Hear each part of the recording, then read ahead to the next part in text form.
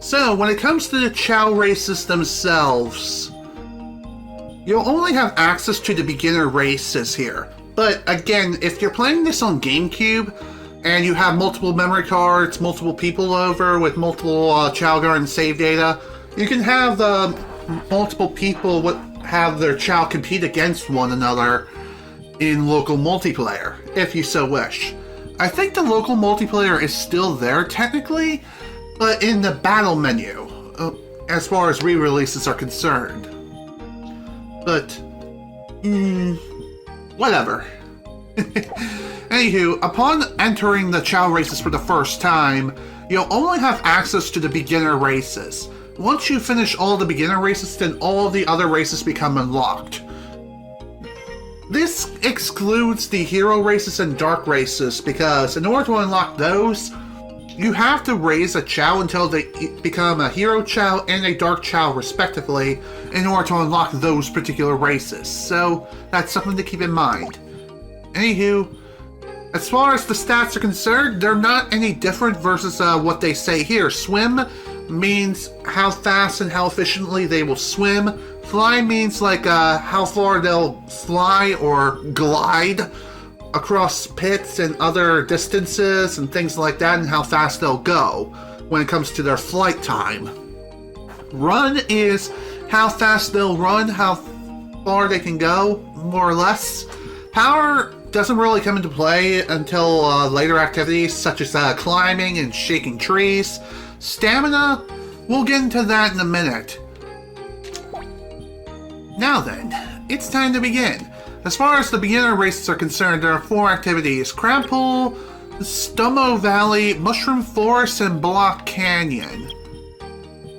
Let's go ahead and take on these one at a time and take them on all the levels. In order to get an emblem for the Chao races, what you have to do here is first complete the beginner races and then start work on the other activities. You have to complete all 3 levels for each of these courses in order to be fully credited for the win. So that's something to keep in mind. Now then, let us begin.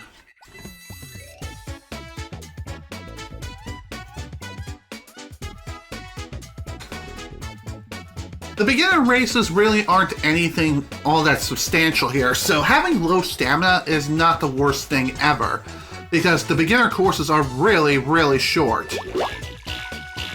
But even so, it is something to keep in mind. Now, as far as stamina is concerned, depending on the level of stamina your Chao has, they'll be able to more or less progress at their own pace.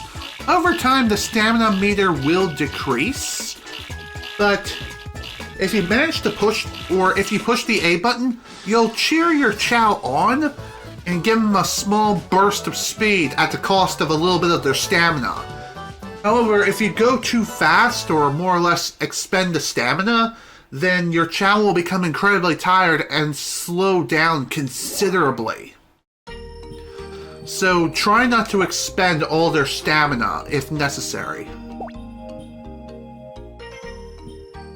I should be fine as far as level 15 stamina is concerned, but if we get to a point where we can't compete very well with low stamina like this, then of course I will try to raise the stamina a bit further. Funny enough, I did something similar to this in Sonic Adventure 1 during the Sonic Adventure DX playthrough, but even so, it is something worth mentioning. Now then, on to the next course. I haven't really mentioned this yet, but the different courses in the beginner courses test a single sort of attribute with your Chao. Crab Pool tests out your Chao's swimming abilities, which, let's be real here, Ren's swimming stats is not all that great. But this is supposed to test not only your flight ability, but it's also supposed to test out your power a bit, more so flight if anything. Even so, since Ren's flight ability is so good, you can just fly over the chasm no problem. As far as power is concerned, like I said, it's mainly used for climbing things, climbing up a mountainside, and it's also used for shaking trees in later races.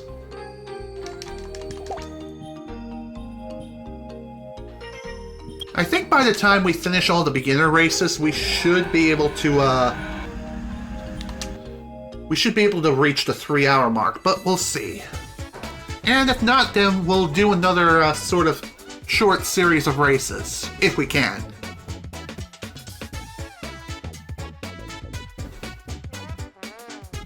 Now, for this one, Mushroom Forest, I think this is supposed to test your Chao's run stat as well as their stamina, as I think this is technically speaking the longest course out of all the courses. So that's something to keep in mind. If the Chao's stamina stat is too low, then they're going to tire themselves out far too quickly. And that's not exactly something we call fun. Now, one thing worth mentioning here is, even though these races seem short right now, trust me folks, once the beginner races are all finished, the real test of patience and perseverance truly comes into play. And it'll also test your Chao's stamina as well. So, be sure to keep this in mind. Alright, Block Canyon. This is where it will test your Chao's power.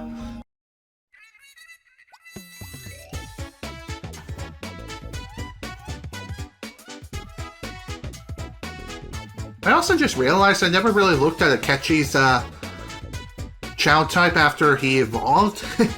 Whatever, no big deal. I'm going to say he's also a flying type Chao, but I could be wrong.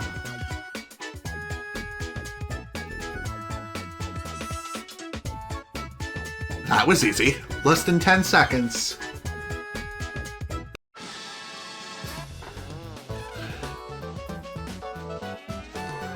There is one other thing worth mentioning here, and that is to make the Chao races go by a little bit faster. Upon a Chao finishing the race and reaching the podium, what runners do is exit out of the course, just so that way they can skip the celebration.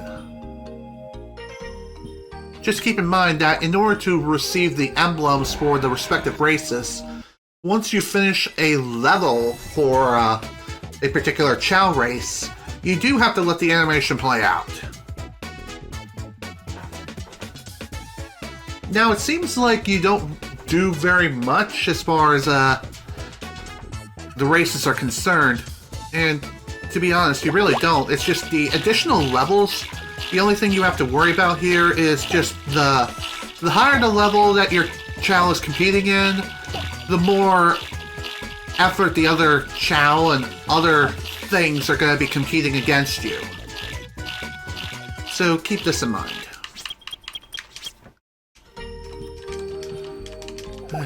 Next!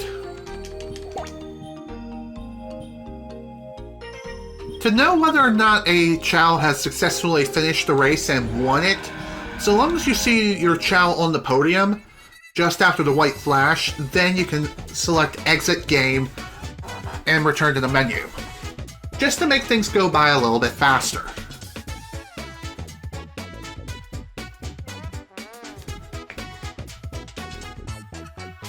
Alright, let's go.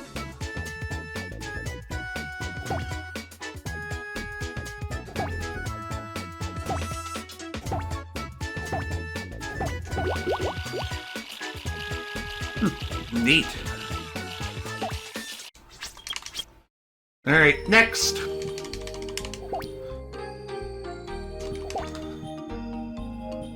You may be wondering, why is it I'm not doing all 3 levels of one particular course at once? Well, the reason I'm doing it this way is just so we can mix things up a little bit. So we have a little bit of variety every race, if you know what I mean. And funny enough, the Chao races is probably the most time-consuming and most boring part of the whole experience. Why? Because the entire thing is automated for the most part. Though there is a chance that your Chao can end up tripping up. This is purely dependent on RNG. whether or not your Chao trips is RNG dependent, and I think it also deals with the energy level of your Chao too. If they're too tired, then they're more than likely going to trip. There is also a rumor that giving your Chao a bat will make it so they no longer trip. I don't think that's the case. Don't quote me on this.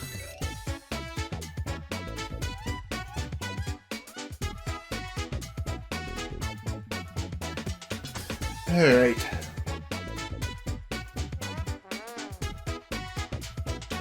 Moving on, let's see if we can get like 5 seconds on this. That would be kind of hilarious.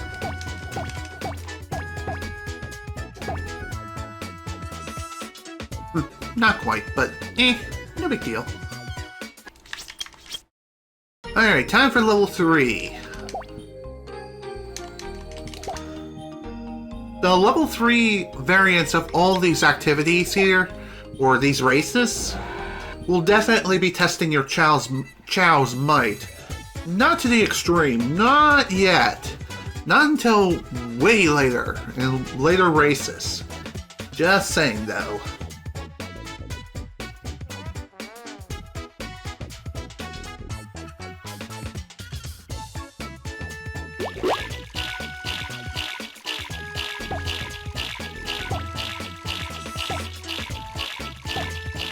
So one other thing worth mentioning here is don't go too crazy when it comes to expending stamina.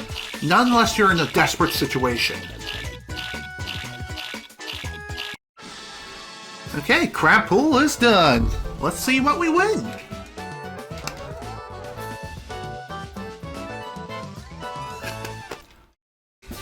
Wow, neat. A little shovel. Ain't that cute?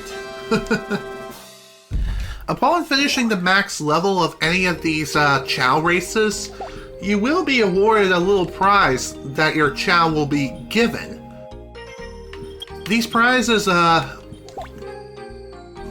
they'll be used by your Chao randomly to do different activities. The shovel, I think, is supposed to be used for planting seeds that you can buy from the black market. But other than that, though, I'm not really too sure what else the shovel is used for. I think it also has to be used in conjunction with a watering can. But don't quote me on this. Neat.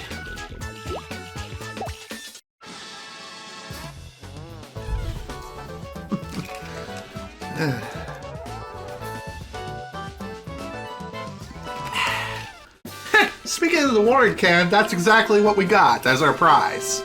Neat.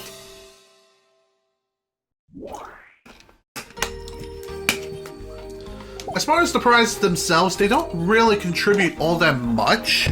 What you're really after are the emblems that are awarded upon finishing a series of races.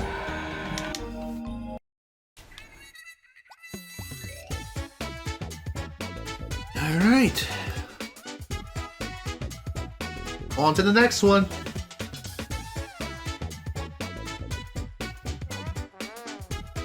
Come on, Ren, step on the gas! Step on the gas. You gotta go fast. Otherwise we'd be here all frickin' day. Like we haven't been already. Lol. But hey, I will say this, despite the fact that it took us quite a while to raise our Chao to the desired levels, at least we finished it in 2 sessions, as far as the Chao raising itself is concerned.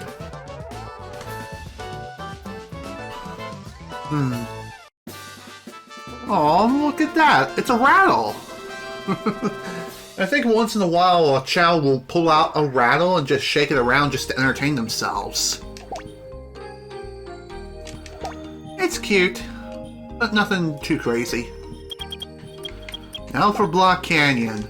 Let's finish this up nice and quick.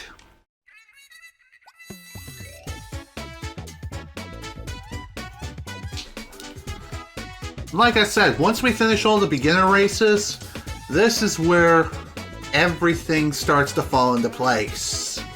And all of the other races will become available.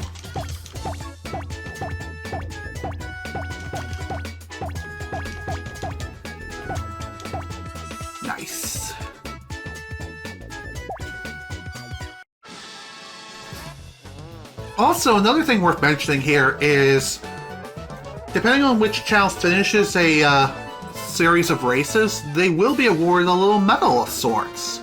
And our prize this time is a little toy car. That's cute. And emblem number 170. Only 10 emblems left. And here we are, folks. All the other races are now unlocked. We have the jewel races and challenge races. And let me tell you, folks, these two will truly test your Chao's endurance, as well as yours. As far as the Hero and Dark races, once again to reiterate, these unlock once you unlock the Hero Garden and Dark Gardens respectively. Although, since Chao Garden data is shared between save files, does that mean that, does that mean that these races become unlocked from the start? After you finish the beginner races? That is a question. But I know speedrunners use a fresh save file every time, but just something worth mentioning. Let's take on the jewel race next, as I know this will be really time consuming. As far as the jewel races are concerned, unlike the beginner races which had 3 levels, the jewel races have 5 levels. Plus there's some additional races that you can unlock upon finishing all the different races and all the levels, so that's something to keep in mind here. First up, we have Aquamarine. Key to winning is swimming. Let's go. Swimming is definitely Ren's his Achilles heel, but I think he'll be fine so long as he's able to make up with his other stats, which he more than likely will. If anything, I feel as though the most important stat to keep in mind is the run stat. If the run stat is a D or below, you definitely don't want to use that particular Chao, even if its other stats are really good. The jewel races are also going to be where you definitely want to just start the race, put the controller down, and just walk away. And do something else. Anything else, really. And this is also where you just want to leave your Chao on autopilot. And try not to expend its stamina. Not until you reach the final stretch of the race. Same also holds true for the challenge race as well. The challenge races are the longest races in the entire game. But the jewel races thankfully are nowhere near as long as the other races, so that's something to keep in mind. This one thankfully only took roughly a minute, so not too bad all things considered.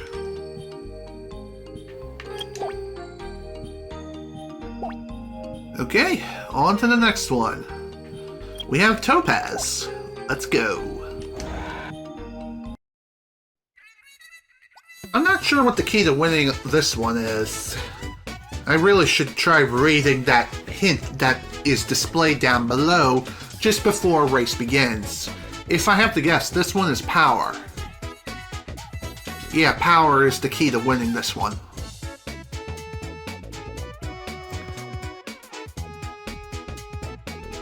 Alright. So, what does it mean exactly by power? Well, like I've mentioned previously during the beginner races, power is dictated solely on climbing as well as shaking trees. The trees, for whatever reason, don't come into play in this particular race, just climbing. So, that's something worth mentioning. Also, something else worth mentioning here is if you're someone who likes to fool around with a Chao stats, if you raise a Chao stats far too high, like higher than the recommended amounts, then the Chao will go so damn fast and so far that it will fly over the course, under the map, or worse, it will crash the game, thus voiding your attempt. So that's something to keep in mind.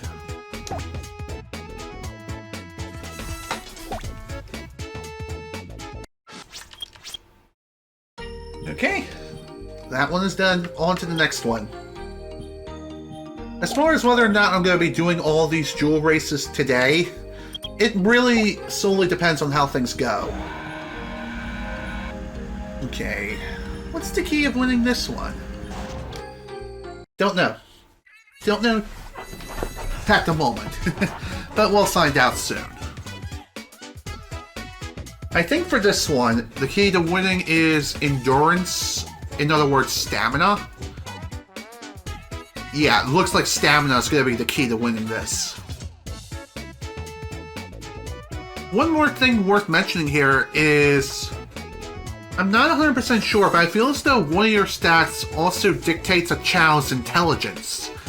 And intelligence may not seem like it's all that important, but for later races, it is essential. I don't think it's going to come into play for this race, but definitely for the challenge races, that is for sure. So that's something I'm going to go ahead and mention right now.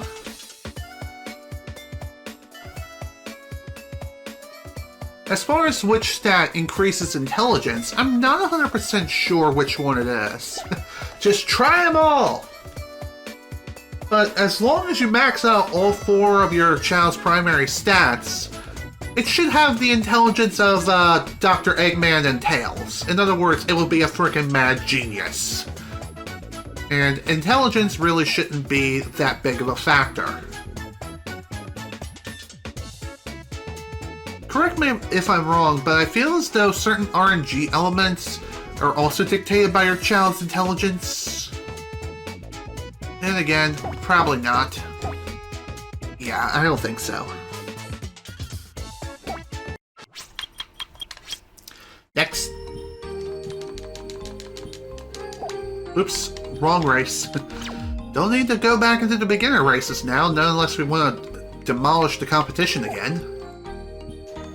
Which we kind of already have a few times over. Alright, Garnet.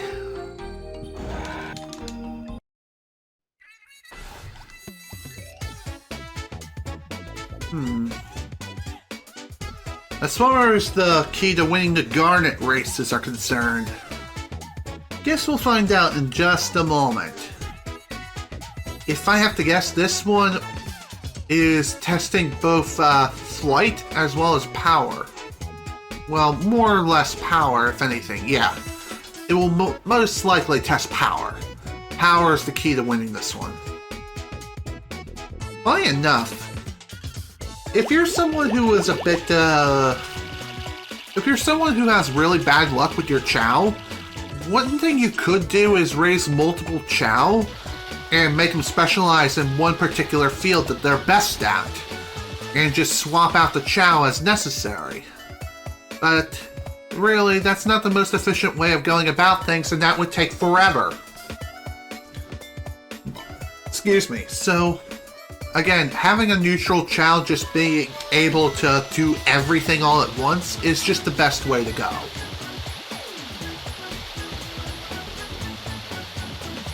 I have no idea what that sound is, but it sounds kind of concerning. I think it's supposed to signify all the Chao who are swimming? Nah, who knows? Okay. Now that all the categories of the different jewel races are conquered for level 1, the other 2 levels for the jewel races are unlocked, the Onyx and Diamond. Key to winning Onyx is brains and luck. So in other words, intelligence and RNG.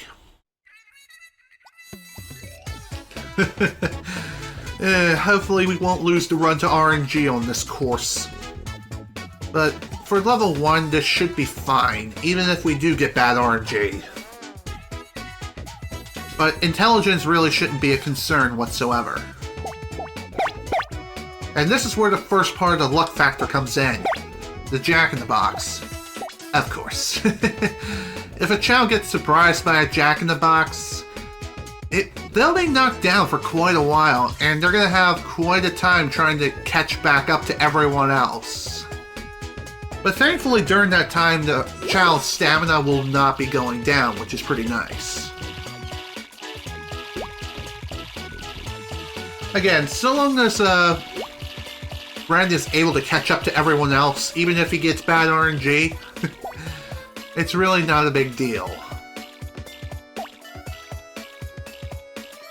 Sure, it makes things take longer than necessary, but no big deal. Now for the intelligence part. When they reach a certain point in the course, a screen will flash like what item the machine wants the Chao to pick up. So long as you max out all 4 of your Chao stats beforehand, excluding stamina of course, 99% of the time they should pick the right object. Also, I'm not 100% sure, but I feel as though in all re-releases of this game, excluding the Dreamcast release, there's a transparency issue. As you can see, the icon's just up here, out of nowhere. I think there's supposed to be like this sort of grayish-black transparent panel that is above the signification whether or not an object is selected correctly or incorrectly. I could be wrong, but I'm pretty sure that is how it is. Whatever, no big deal. Now for the final part of the course. There's usually a pit in multiple lanes. Depending on the lane the Chao picks, they may be able to avoid falling into the pit and thus being stunned. Again, that all falls down to luck, whether or not they can do it. Now for Diamond, the final jewel course, and the longest one by far. General ability is also key to win. So in other words, balanced stats. Everything is going to be tested here. But this is mainly a test of endurance. Basically, if you have good stamina, then you should be all set.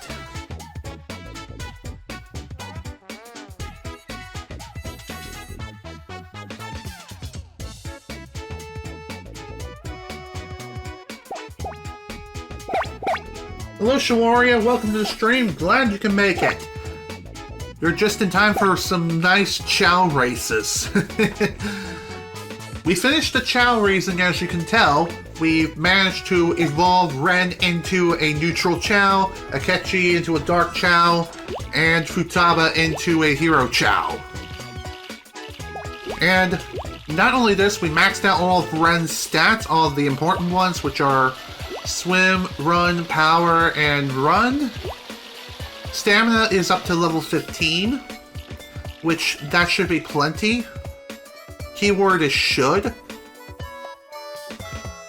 And as far as everything else is concerned, we completely demolished Chao Karate and blew that wide open into a million pieces.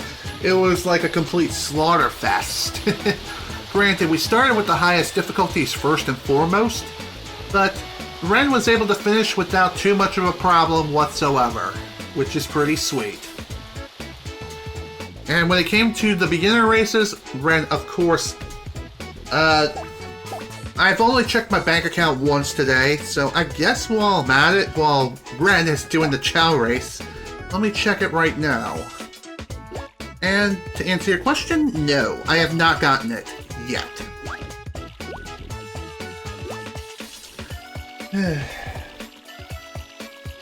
Still hoping that I get a stimulus check eventually. That is if I even get one. Congratulations.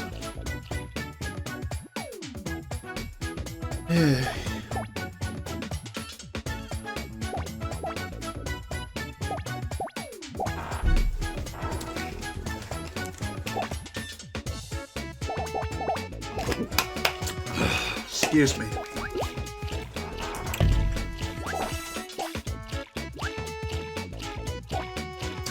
Man, feels like my throat is starting to kill me here. Not exactly a good sign. Hey. Well, that's the Chao races for you. They last for quite a while, depending on which course you take on.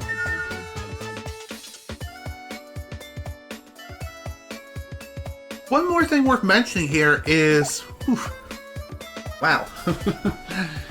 Yeah, gotta love them pits of death. As I was trying to say... I don't even remember now, dang it.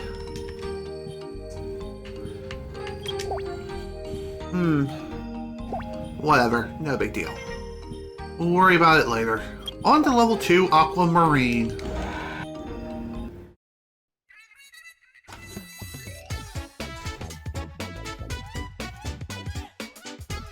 Payment tool from IRS.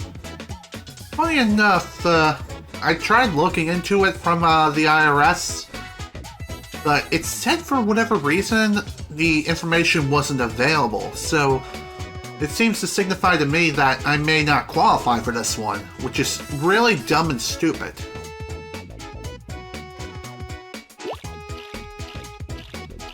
Maybe I'll get it eventually, but who knows. At this point, I'm not really counting on it. It would be nice to have, but it's probably not happening. Also, apologies if I'm starting to vanish like a ghost. Just due to the lighting of the sun and how overpowering it is. It's kind of making me disappear. Ain't that great? I guess I could fix my camera during the Chao races, which may not be a bad idea.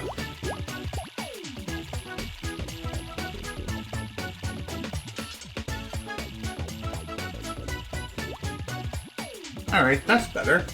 Even if it makes me look like I'm a dark demon. Better than nothing.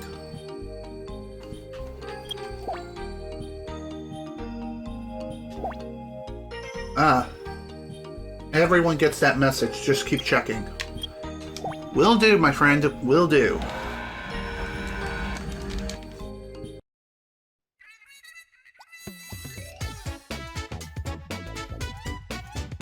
I usually check my bank account at least once or twice a day, just to be sure. Maybe I'll get it later, who knows? Only one way to find out, and that is to continue to play the waiting game.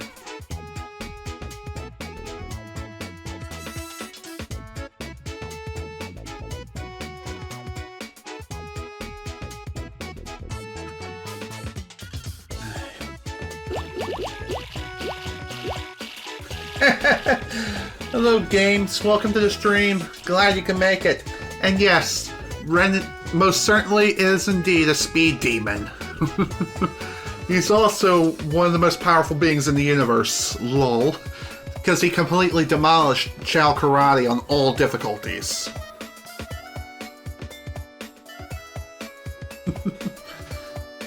But yeah, as you can see, you're just in time for the jewel races.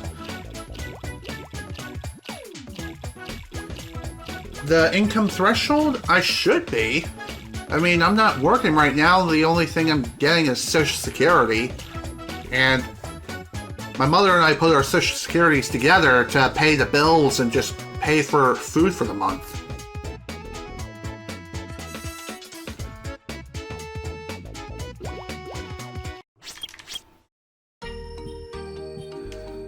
Alright.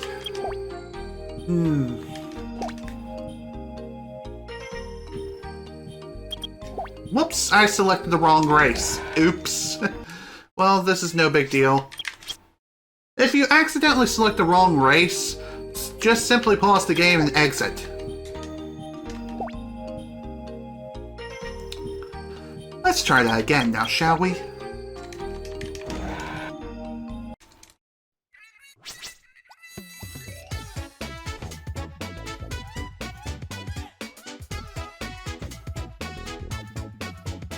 Yeah, I believe you. My aunt and uncle have told me the same thing, just hang in there. I should get it eventually.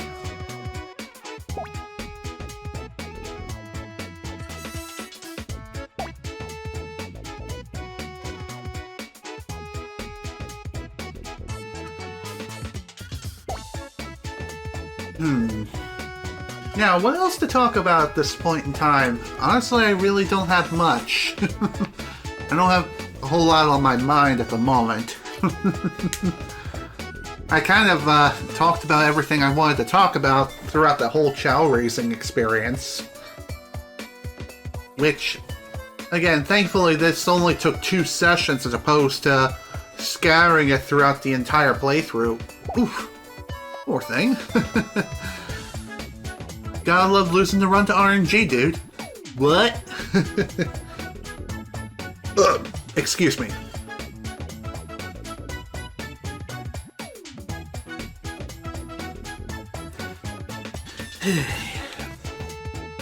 One other thing worth mentioning here, I guess, is after the jewel races are done, once we get into the challenge races, the music will change. The song that plays now plays during the jewel races as well as the beginner races. So, that's something worth mentioning.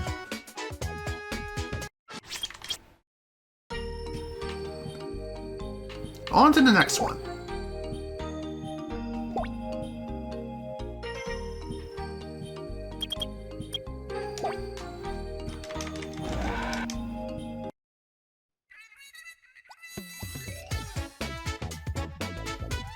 I kind of do too. It's a shame that it hasn't come back in any form, not even in the form of a free-to-play mobile game. I bet you people would be buying microtransactions out the frickin' butthole just to raise their Chao and become the best Chao on the frickin' face of the earth. Or make it kind of like Pokemon Go, where raising your Chao will raise its stats a little more quickly the more steps you take outside. I mean, I know we're in the middle of a pandemic and something like that may not work too well, but I'm just saying. I guess I'm just trying to give Sega some ideas here. Although, may not necessarily be the best of ideas. It's still something. It would be nice to see him return in a console Sonic game. I mean, the last one we received was Sonic Forces, and that was kind of a disappointment, but whatever.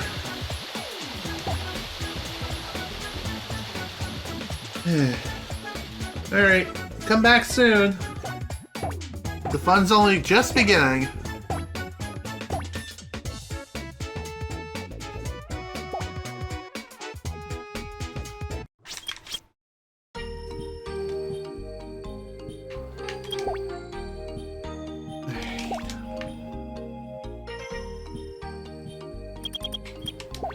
Next up, Onyx.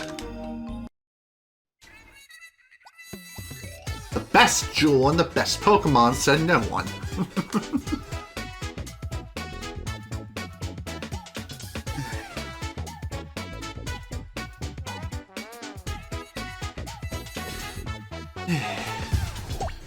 Ow! Accidentally kicked my frickin' chair with my heel. Damn, that hurt.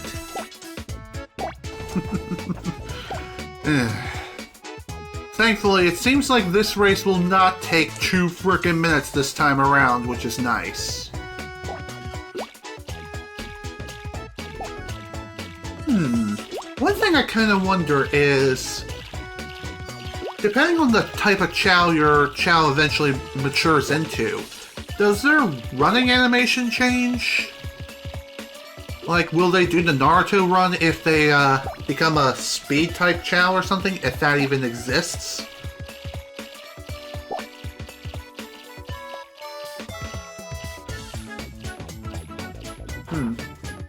That is something I wonder.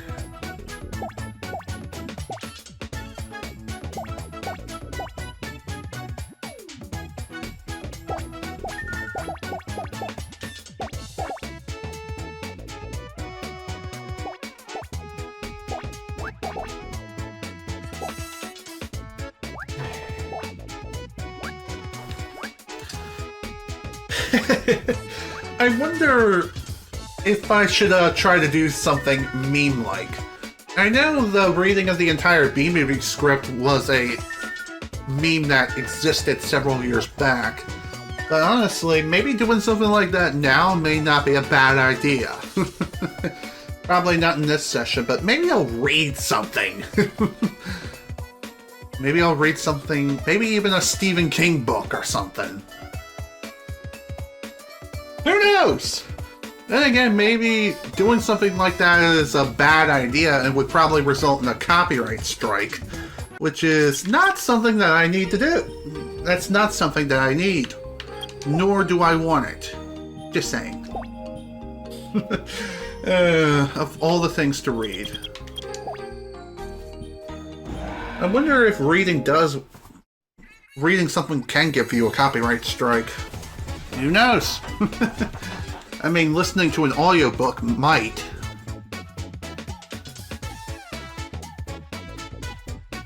Honestly, I don't even have a clue. But I'm definitely not chancing it right now.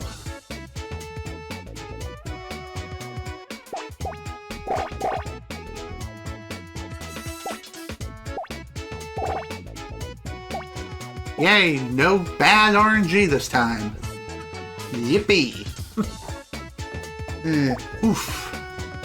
It's funny how I said no bad RNG and we get bad RNG. In the form of a poor Ren tripping. It would have been kind of hilarious to see as he tripped and fell down a cliff. That definitely would have hurt. I don't think it would affect him all that much, but even so. That would have been kind of hilarious to see.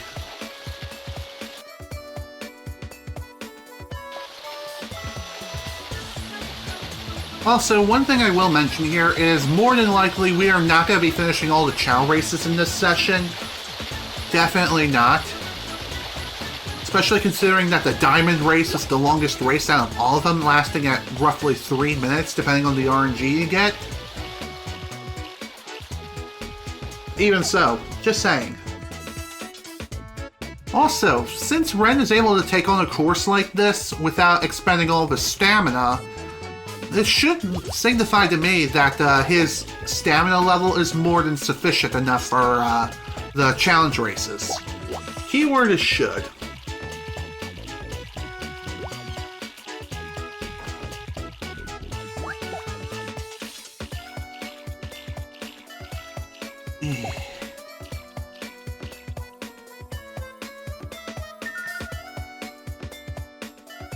Maybe I'll read a script from Persona 5 or something just for the lulz. Considering that I've named all my Chao after characters from Persona 5. I guess speaking of Persona 5, I did finish that game recently. I finished Persona 5 Royal. Funny enough, I did 2 playthroughs of the entire game. First playthrough was just to play through the game at my own pace. And I managed to get the quote-unquote true ending of the original game, but not of the new Royal content. I managed to get to the additional content of Royal within my second playthrough, since I managed to max out all of my important stats. And I also managed to finish all of my bonds, if you know what I mean. Barely, but I did it. At least for the second playthrough. And if you're wondering, yeah, I'm definitely going to be doing a stream playthrough of Persona 5 Royal sometime. Not anytime soon though, because right now I just recently bought and I'm currently playing through Persona 5S, or Persona 5 Scrabble, aka Persona 5 Strikers. I think that's the actual official name. I think it was originally titled Scrabble, but it was changed to Strikers, given the nature of the Dynasty Warriors sort of gameplay.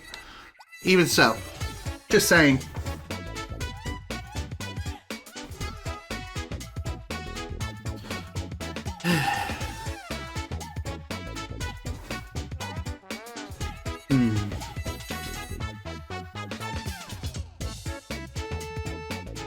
As far as my opinions on Persona 5 Royal is concerned, it was definitely something that really came out of left field. One of the most surprising games that I've played in quite some time.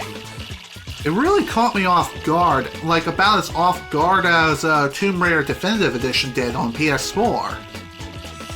It was that freaking good. I'm honestly surprised. Never in my life did I imagine I'd really get into a Shin Megami Tensei game, but here we are. Definitely one of my favorite RPGs that I've played, ever. It's that freaking amazing. And really, the royal version of Persona 5... The royal version of Persona 5 is the definitive version of Persona 5, in my opinion. Not that I played the original experience, but from what I've researched, it definitely leans on Persona 5 Royal being the true definitive experience. Just saying. As far as the details are concerned when it comes to Royal versus Vanilla Persona 5, we'll cross that road when we eventually play through that game.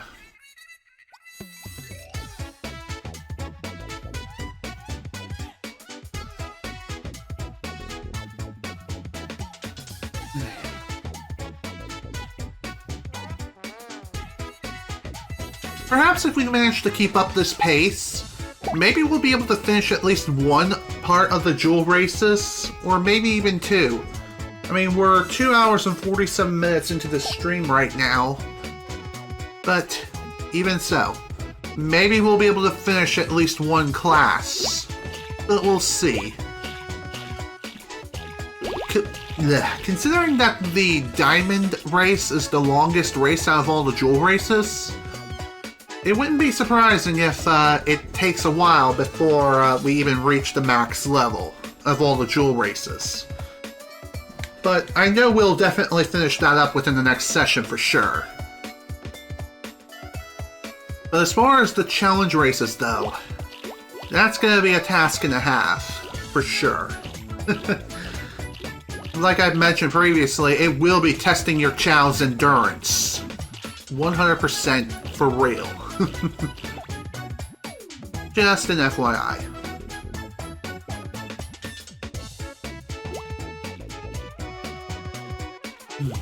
By the way, if you're wondering how I'm going to be handling the whole Chao raising experience as far as individual videos are concerned, how I'm going to be handling it is the whole Chao raising is going to be one large video.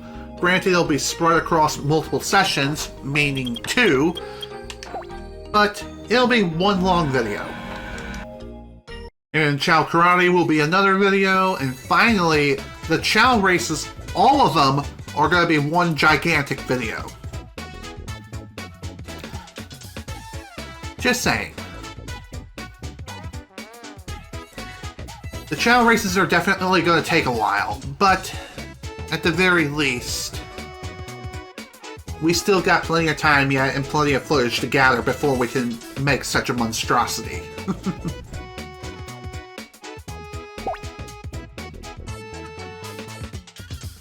Also, I've noticed that the competition or the other Chao, they all look like Sonic, which is kind of interesting and hilarious at the same time. It's also cute as well. Speaking of which, I do know that certain versions of the game allowed you to gain access to exclusive Chao that look like Sonic characters. But they require some substantial requirements that involve having save data of other games or something like that, or participating in certain events outside of the actual gaming space and attending certain conventions. But those events are long past gone, so it's no longer possible to get those particular Chao types unless you modify and hack the game. Just saying, though. I think there is a Chao type of each and every character, except for Dr. Eggman for obvious reasons, but there's one for Sonic, Tails, Amy, Knuckles, and I believe there's one for Shadow and Rouge? I could be wrong, but I'm pretty sure they exist. And welcome back, Shawario. You're just in time for the next Chao race.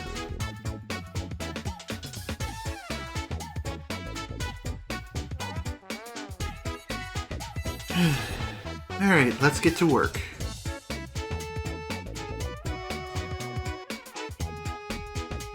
Fingers crossed that Ren's sort of average stats will be more than enough to take on all the races here. Otherwise, I'm gonna be in some serious trouble.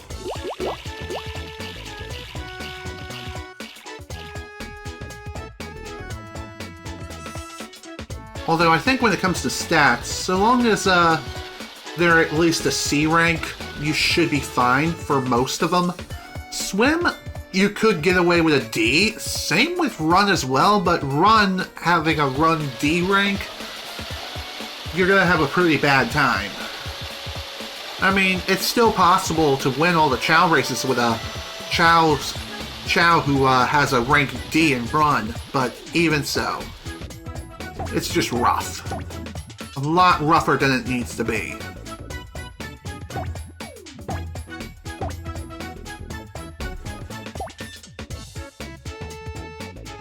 Okay. Next!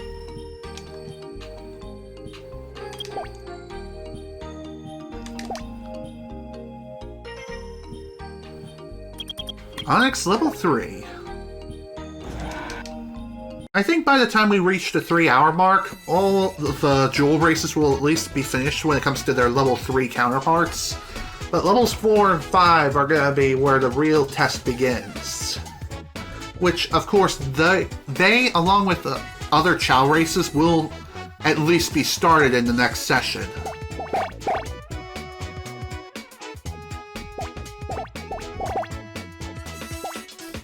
Okay, good. No surprises there.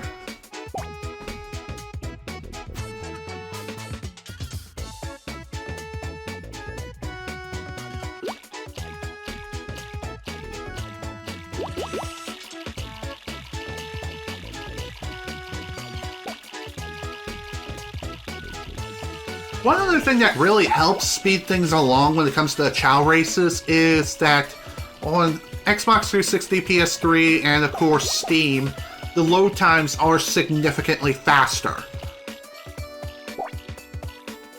So you don't have to wait nearly as long in between races. And if you're playing this on PC and you install this game onto an SSD or an NVMe SSD, then the load times will be even faster. Like almost up to a level of PlayStation 5 load times. But not quite there. Even so, I'm just saying. It's pretty nuts if you think about it. In fact, I think most people who run the 180 emblems category on PC install the game onto an SSD of some kind, whether it be a 2.5-inch SSD or an NVMe SSD.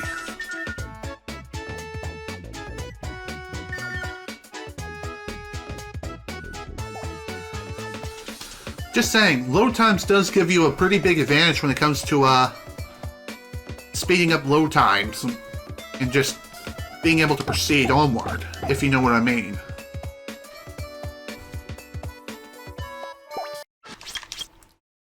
Okay, on to the Diamond. And I think Diamond level 3 is going to be the final race we do for today. Why? Because we're getting kind of close to the 3-hour mark. And by the time we get done, we should be pretty close to that point. And I figured it would be a good stopping point anyway. Considering the nature of the Diamond race being the longest out of all the jewel races in the game, I'm just saying.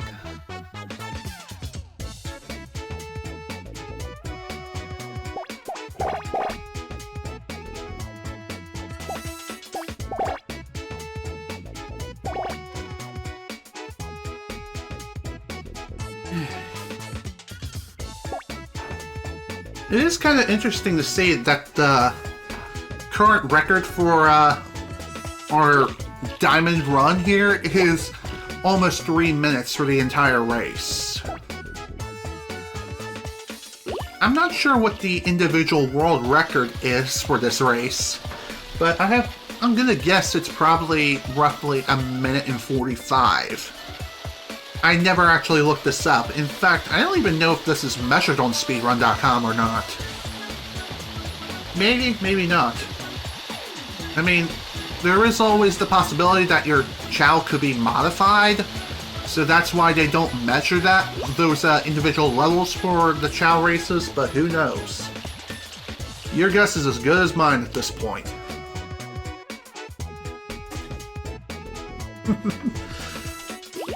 Perhaps one thing I could do is make a picture-in-picture sort of moment and just play a series of YouTube videos during the Chao races, but really, again, that may not really be the best of ideas. I know Haginator does something like that with his streams whenever he speedruns a game. Occasionally he would play some, whether it be some old TV shows, or really that's all he really plays, old TV shows. Like Arthur is one. I also seen him play Who Wants to Be a Millionaire. And I think what he does for those kinds of streams, when he does something like that, is he doesn't archive those streams, which makes sense. But even so, I'm just saying. I'm not going to be doing anything like that, trust me. I don't want a copyright strike. That's like the last thing I want on my plate.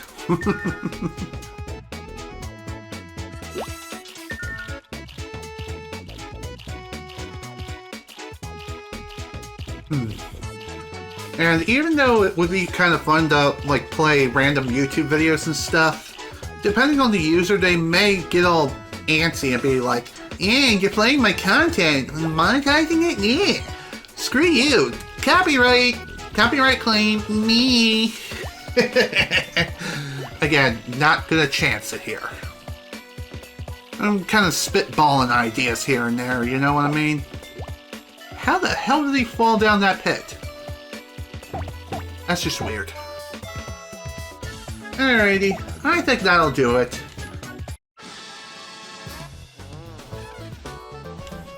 That'll do it for today.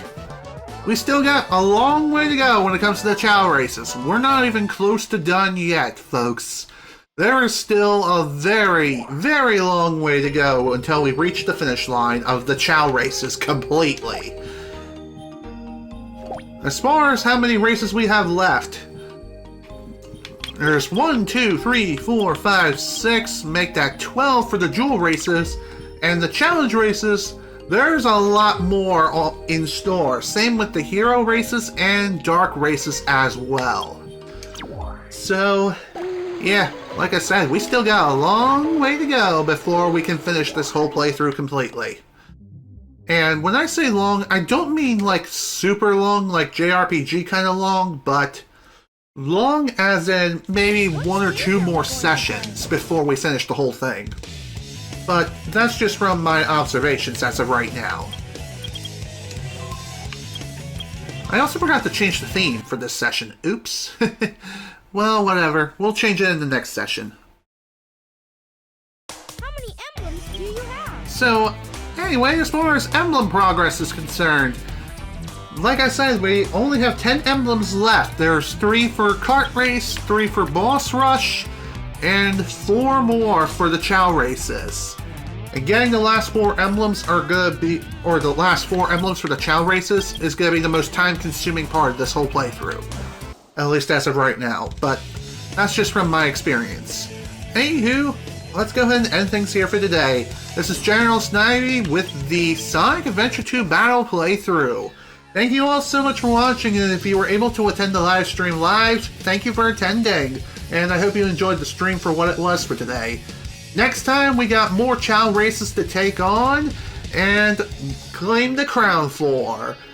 And as far as how many we have left, like I said, we still got a long way to go before we reach the finish line. Once again, thank you all so much for watching. Hope you all enjoyed. See you all next time for more Chao fun. Bye! Hello everybody, this is General Snivy, and welcome back to more of the Sonic Adventure 2 Battle Playthrough.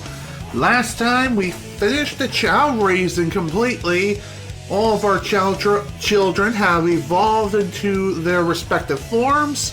Ren is a neutral Chao, Futaba is a hero Chao, and of course Akechi is a dark Chao.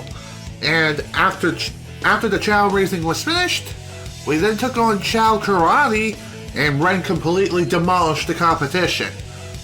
And just afterwards, we took on a few of the Chao races, finished the beginner class of all the Chao races, and we started working on the Jewel races.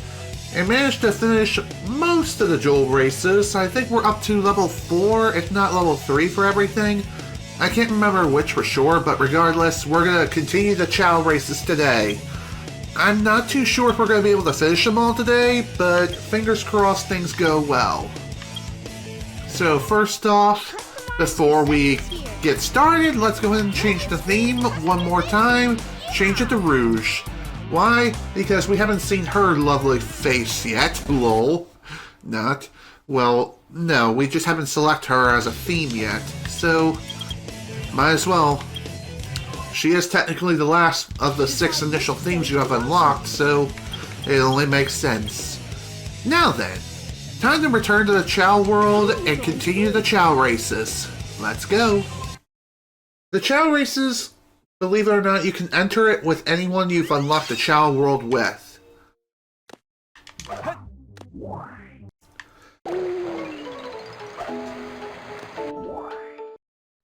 Alright, time to head back in. Get back to the races.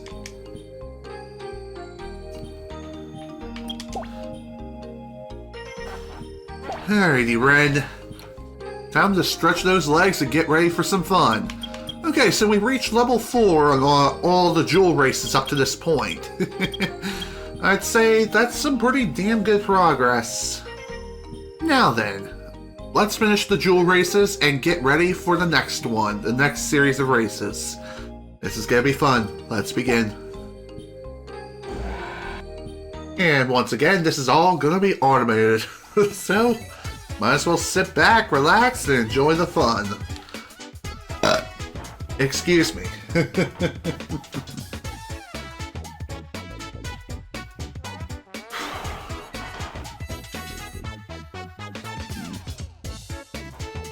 Now then, as far as what to talk about today, I know last week was kind of hectic when it came to streaming. In fact, I've only streamed one day this previous week, which was Wednesday.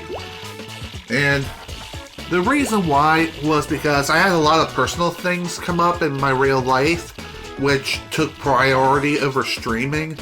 And so that was the reason why I was only able to stream for Wednesday this past week, and why there wasn't any streams at all to begin with. I mean, like I said, there was one, but that was really about it. Now, for the most part, these personal businesses are taken care of, and hopefully things can get back to normal soon, fingers crossed. But we'll have to wait and see soon enough. Sometimes life just loves throwing you curveballs, so that's something to keep in mind. You may set up some plans one day, but the next day, as soon as that day comes around, BAM! Something happens and it's like, hi, you're gonna do this now! Huzzah!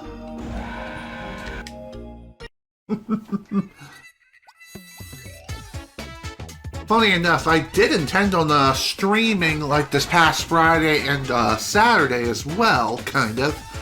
Well, actually, no, not Friday because, again, personal businesses and all. But Saturday, definitely I did. But for Saturday, I had some additional personal businesses to take care of, and I knew it was gonna require my full attention, so yeah. That was unfortunate, but it is what it is. It's not the biggest deal breaker in the world, but still. Kind of unfortunate. But as I've mentioned previously, hopefully things will start going back to normal this week. Obviously, you see me streaming now, if you are. Great.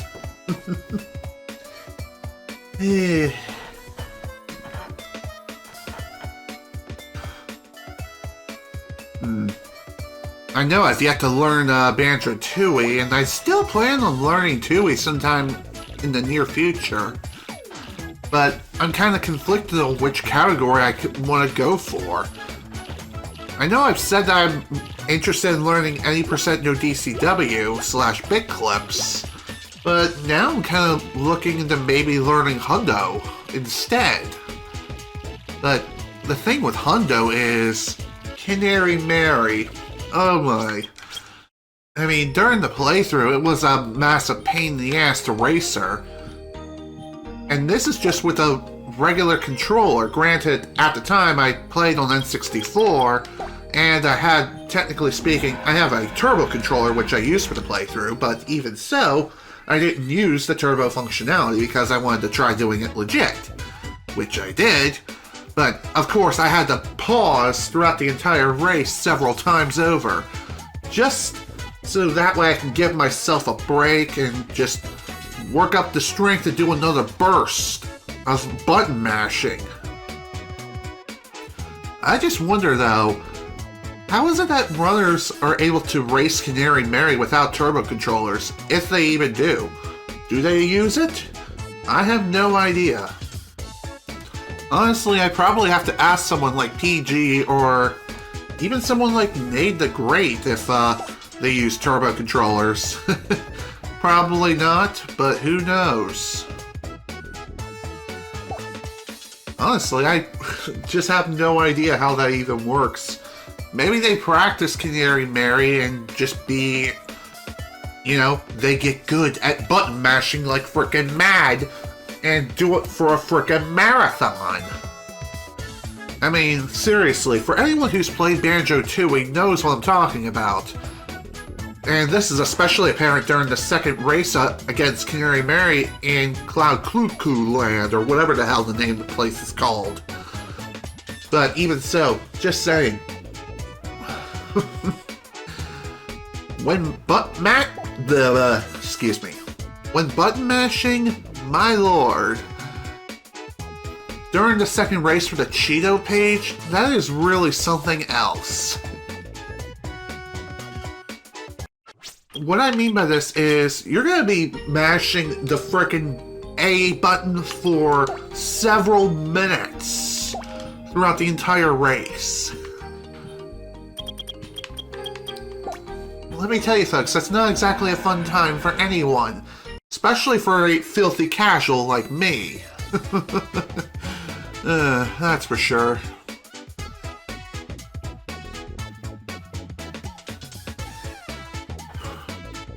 So again, to reiterate, the music choice here, even though it plays throughout all the jewel races as well as the beginner races, the music choice does change depending on the class that you choose. Kind of puked in my mouth a little. Ugh. I think I just puked up a little bit of my morning coffee and some cookies. Wow, that wasn't too pleasant. Even so, still kind of funny if you ask me. And for anyone who's wondering if I'm ever going to do like a 180 emblem speedrun for this game, the answer is no, for one reason. The world record run is just shy of 9 hours, and I don't have that kind of time to stream, as much as it pains me to say. Even so.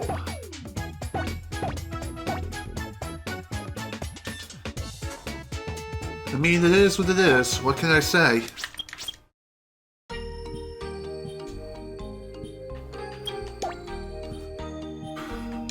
I have thought about maybe learning to do like an individual story run, like a hero story, or maybe even doing an all stories run for Sonic Adventure 2 if I ever learned to run this game. It is indeed a possibility, but some of the tricks that runners use, especially in high-level play, sweet Jesus, it's something else. And also trying to figure out the pieces of the Master Emerald and collectible MacGuffins. Wow. That is something else. That's something else entirely. Excuse me. Dead, damn it.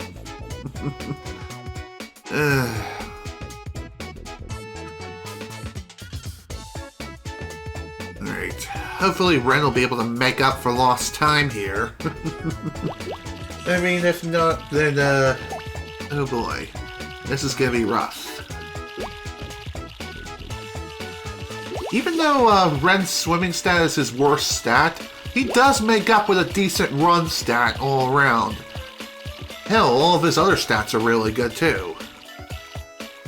So again, even if, he doesn't necessarily catch up right away, he'll be able to catch up soon enough. Also, for whatever reason, despite the fact that a Chao may not reach a particular... Or no. Despite the fact that a Chao may reach a questionnaire area first, they don't observe the other Chao. Instead, they just go about it as if they reached it first, which is kind of strange, if you ask me. But it is what it is. This kind of close here. Well, this is gonna be rather unfortunate if we somehow lose here due to bad RNG. I mean, we've already had bad RNG at the start. But who knows if we'll get bad RNG here too. I mean, if we do, we'll just have to pray that the others also get bad RNG. Otherwise, this run is over. And down the hole. Knew it.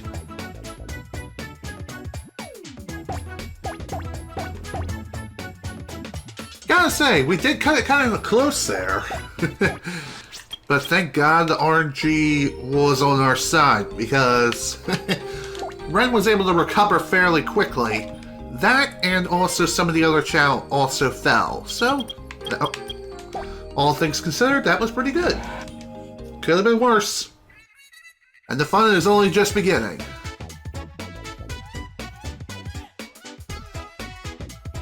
There is something else I haven't mentioned yet, and that is comparing the Chao races from Sonic Adventure 1 to Sonic Adventure 2.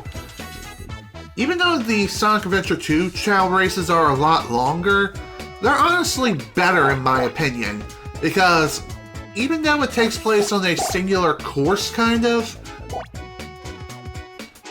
the course itself has various starting points, ending points, etc., etc.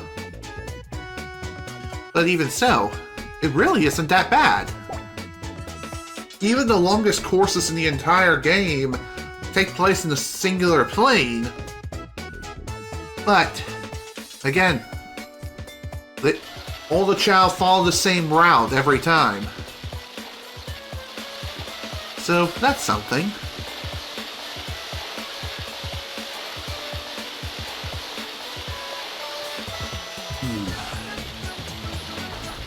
Also, if you couldn't tell, the competition is becoming more and more stiff the higher levels we take these races on. So that's something to keep in mind.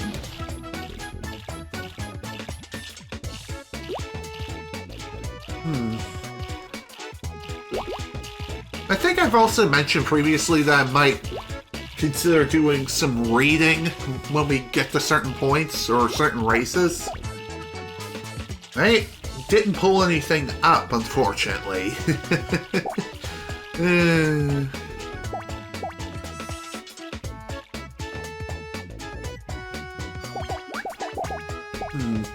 I guess something else worth mentioning here is if your Chao were to pick up an object that is the wrong object, then what will happen is upon reaching the area where it scans the object, the game will just toss down a random object, usually in the form of an Omo Chao, and just whack the poor Chao in the head and stun them temporarily.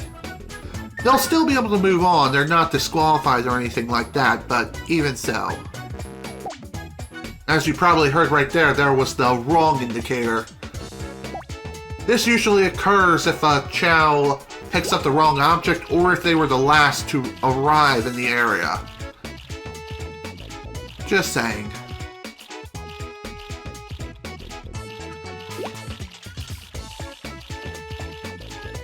Hey, buddy.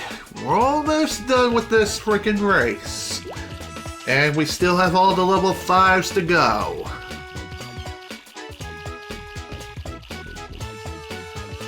The fun's only just getting started, folks. It's only just getting started.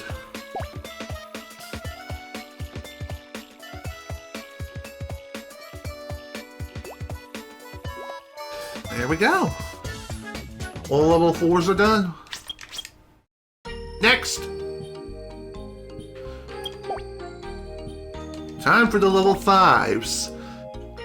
By the way, when the Chao wins a level 5 jewel race, then they will be awarded a jewel that corresponds with that course. For example, when Ren wins the Aquamarine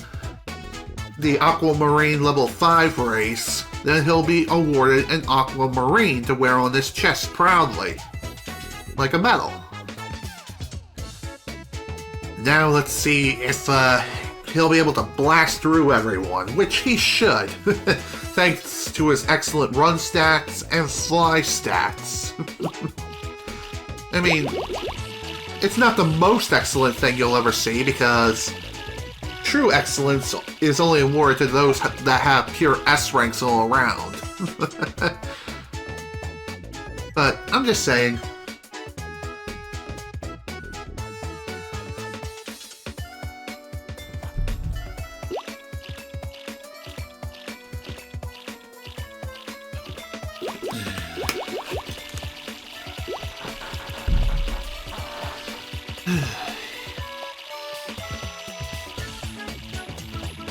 So one other thing I will mention here is, even though I have been streaming this game quite a bit with the Great Emblem grind and everything, I know I've yet to release the individual videos and stuff, but trust me folks, I'll get back to this in a minute.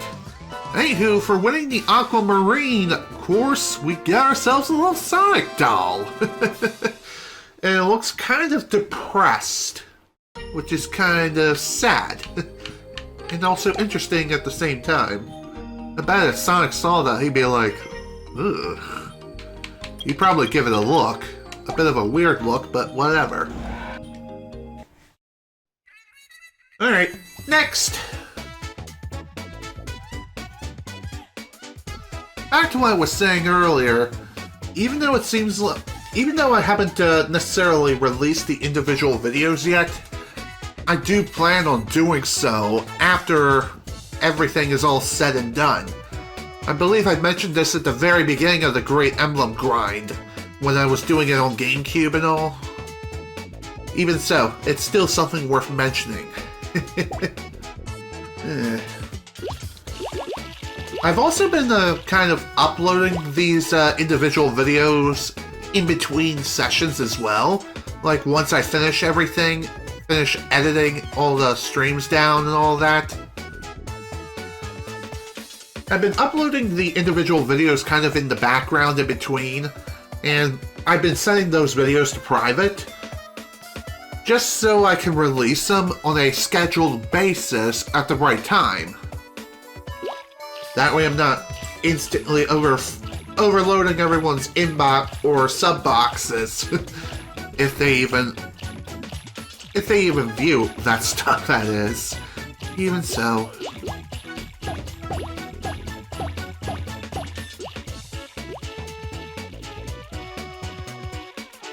Nice. There we go, another one down. Got ourselves a nice topaz, I think, and a broom. That's kind of cute. Although it's kind of a slap to the face too. It's like, here's a broom, now go clean some stuff. Yeah, who knows. Alright, now for the Peridot. I probably butchered the name of that jewel horribly. But even so...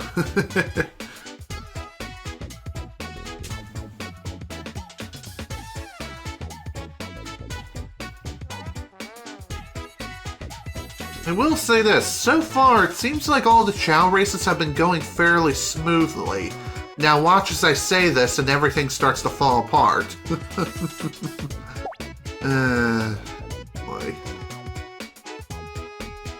what's kind of hilarious is just as I say this, we already have a sort of rival right behind us. Or at least behind Ren in this case, but still kind of interesting to see that Ren has some pretty stiff competition here. Fingers crossed that everything goes well and he doesn't trip. Honestly, at this point, since the competition is kind of fierce, I feel as though if a Chao does trip, you might as well restart the race because you more than likely lost. They might be able to make a comeback, yeah, but who knows?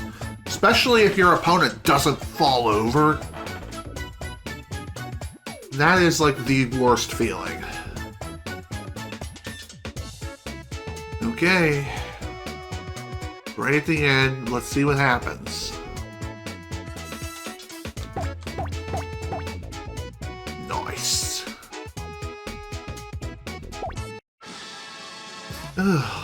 Gotta say, that was pretty close. And it's kind of hilarious that the second place Chao that gave Ren a run for his money was one that looked a lot like Sonic. Also, the prize this time is a book. I'm not sure if it's a coloring book or it's just a book in general. Regardless though, it is kind of cute. Alright, on to the next one. We have the Garnet. Time to finish this up.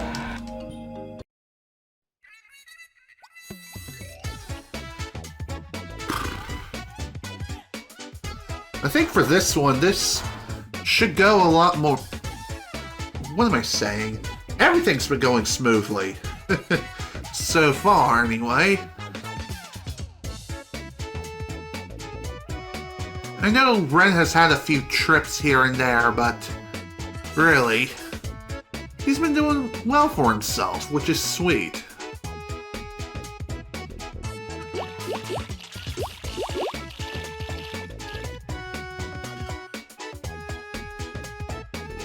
Okay, what am I to talk about now? Excuse me? To be honest, I really don't have much else to talk about this very moment in time.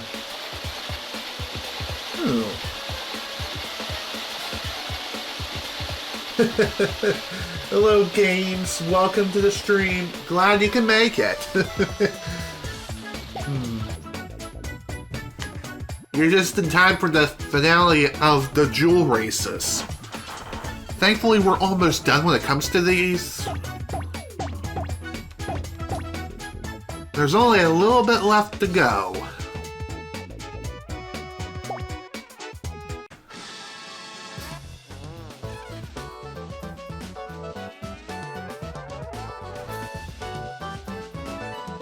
Bada binga bada booma. Oh, ain't that a cute little prize? It's a pogo stick. Funny enough, after you win a Chao race or something and you're awarded a prize, a Chao may play with those objects of which they won. Again, it's kind of random of whether or not they'll play with those objects, but even so, still something worth mentioning.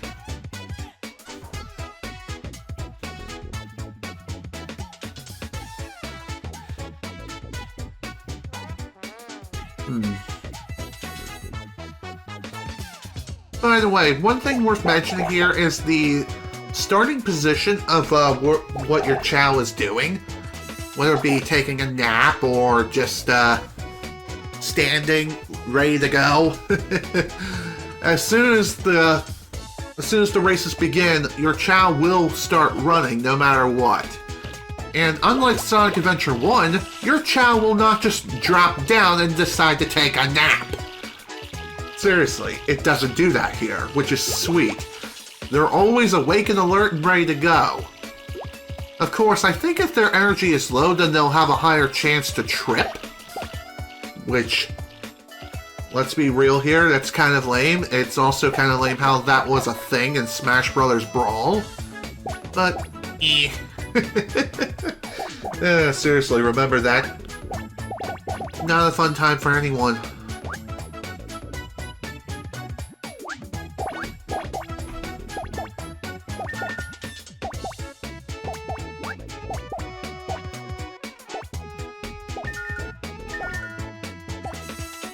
Alright.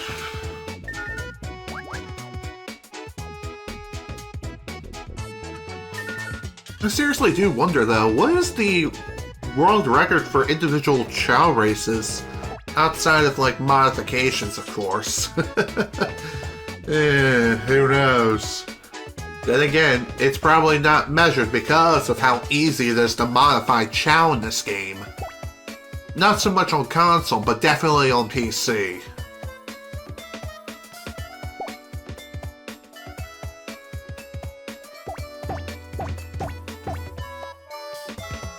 There we go, another one down. On to the next, right after we see what this prize is this time. The prize this time is a box of crayons. Ain't that cute?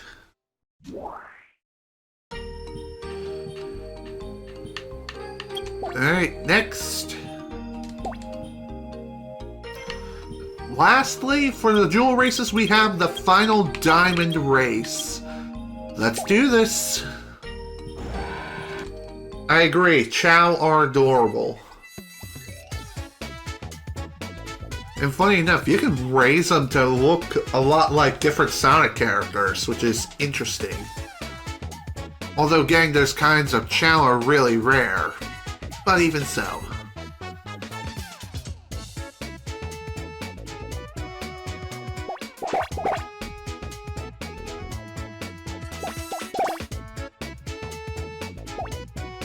Okay, good RNG so far.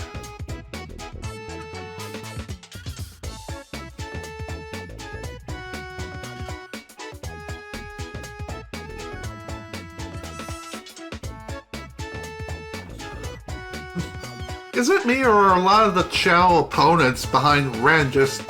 they look like mindless drones, kind of?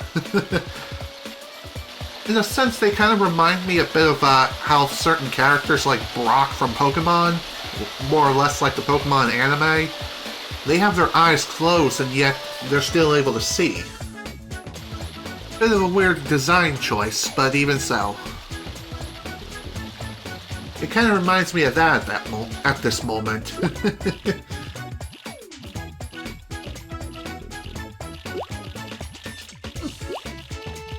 A Knight's Chao, huh?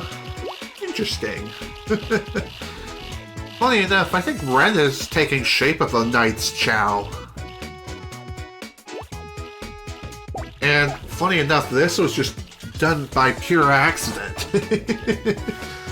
I wasn't even aiming for a particular shape. Just anything would do.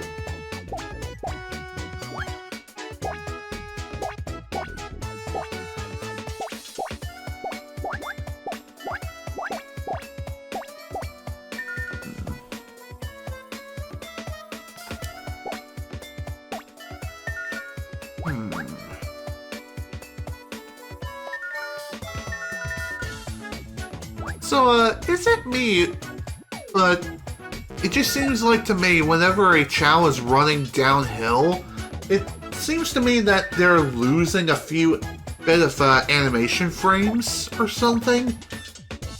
I probably worded that incorrectly, but it just seems like it seems to me that whenever a Chao is running downhill, they look kind of jittery. And I think this applies to... excuse me. This applies to all releases of the game, not just Xbox 360, PS3, or Steam. Speaking of PS3, this morning I've seen on Twitter that the PlayStation 3, PSP, and PlayStation Vita stores are being shut down this summer, according to a new report, which is really sad. Considering I have a fairly decent number of PlayStation 3 games from the digital storefront. Anywho, we'll get back to that in a second. Our prize this time for the Jewel Race win is... I have no idea. Looks like a bottle and something else. There we go. Emblem number 171. cool. Alright, now for the challenge races. For the challenge races, any Chao can compete if you so wish. And the challenge races are supposed to be some of the hardest races in the game, even though it seems like there's only 8. I believe after completing these 8 races, new challenge races unlock themselves. So first up we have Challenge the Strong Gold and Silver Rivals. And in order to challenge the other races, you do have to win each of these challenge races in order to unlock the next. So, thankfully, once you finish a challenge race, you don't have to do it again, unless you just feel like it. Anywho, let's get to it.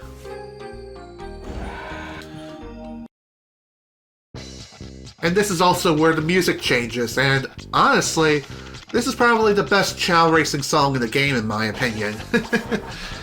What do you guys think? Do you like this theme the best? Or are you more of a fan of the first theme, or the one that plays during the Hero and Dark races? Let me know what you all think. Oh great, bad RNG. But thankfully, I'm not the only one who got bad RNG here. By the way, I'm pretty sure most of these challenge races... Ah, you're a fan of the Dark races, huh? Anywho, back to what I was saying, though. I don't even remember. I guess I'll get back to the whole PS3 discussion. As I mentioned previously, I do own a fairly decent number of games from the PlayStation 3 storefront. Most of them are PlayStation 1 classics, such as Metal Gear Solid. I think I also own Spyro 2 Ripto's Rage from there. I also own the Gex trilogy from there too. Oh, you're also a fan of the Dark Chao, huh? I do admit that the Dark Chao design are the coolest looking designed Chao. But if you want to compete in all the races, you do need a neutral Chao. But like I was saying, back to the whole PS3 thing, not only do I own those PS1 games, I also have Ratchet Deadlocked on PS3 as well, and that's a digital-only game. And with the PS3 storefront being shut down this summer, this also means that that particular version of the game is going to disappear. Unless, of course, people have found a way to get a hold of the game and back it up to the internet. Which I'm sure people have done already.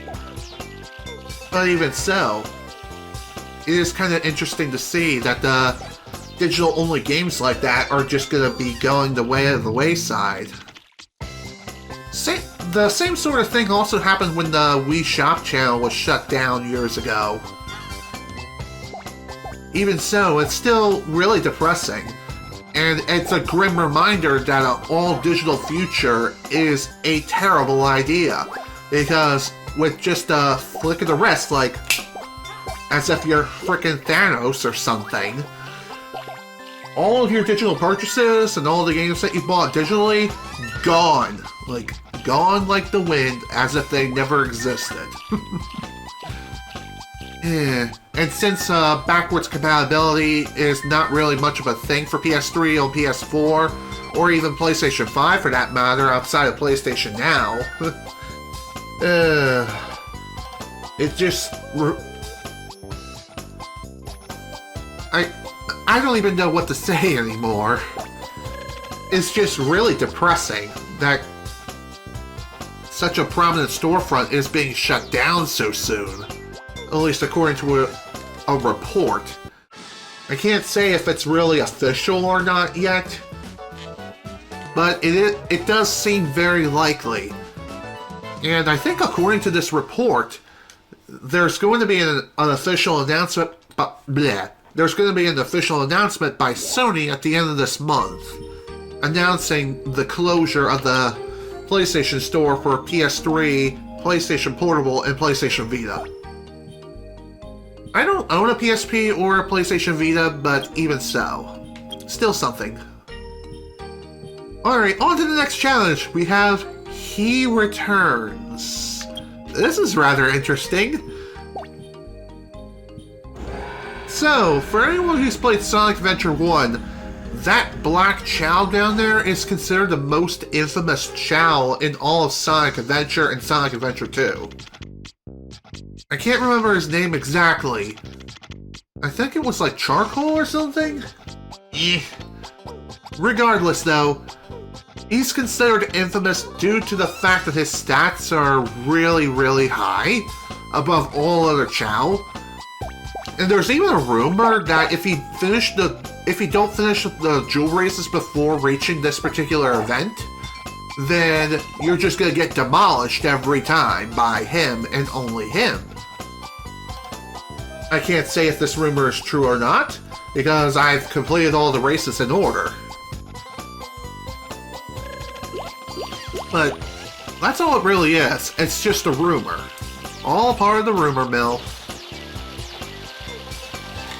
Maybe I'll even look him up real quick while this race is going on. So, let me pull up the Sonic Wiki.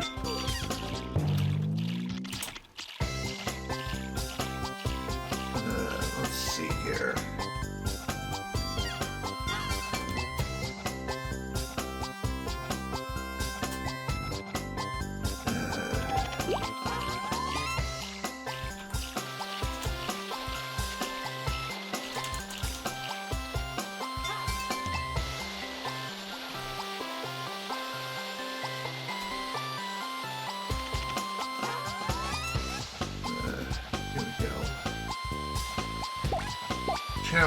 Races. Okay, here we go. So the black Chao is known as Chaklong. This is reading directly. This is being read directly from the Sonic Wiki, but anywho, Charcon, he's also referred to as. The minor character who appears in Sonic Adventure and Sonic Adventure 2, and only appears in the Chao race as the most difficult rival. Let's see, in Sonic Adventure 2, they appear in the Chao race only in the challenge mode. The player competes with them in Race 2 and 10. Unlike Sonic Adventure, they do not still or make a trademark pose, they immediately run. Just like everyone else. Makes sense. And as far as Sonic Adventure 1 is concerned, in Sonic Adventure they appear in the Chao race, but only in the Jewel race after the Emerald course is won. They play it in a misleading way because at the start they still for a few minutes in their trademark lying down pose.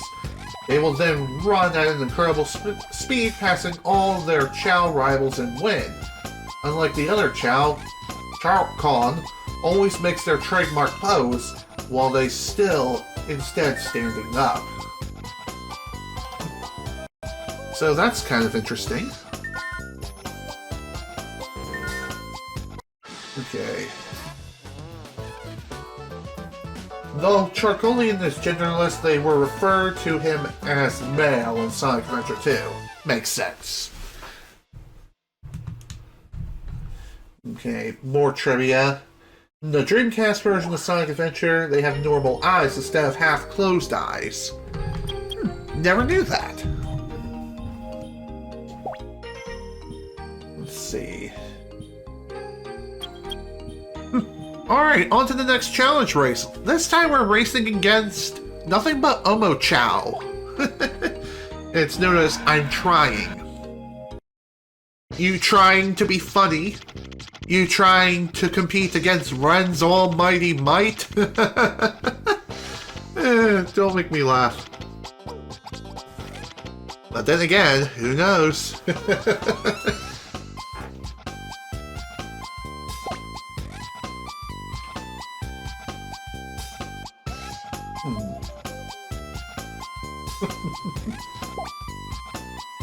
So again, if you want to read up on the different Chao races and what they entail, I'll go ahead and include a link to the Sonic Wiki of which I'm reading this from, so here it is.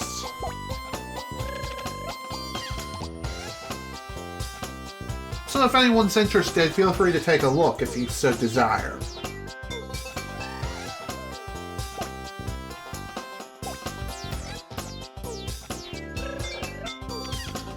You can also read up on the other activities around here too. You can also take a look at Chao Karate if you so wish. Which I may end up doing anyway, just because. So yes, as I thought, when it came to the whole Chao Karate thing, all the Chao whom you're fighting are all predetermined, and do have the same names every time.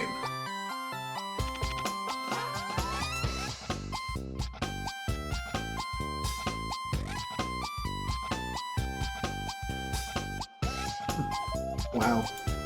Nice one, Ren. Way to smash the competition yet again. Nice work, buddy. Nice work.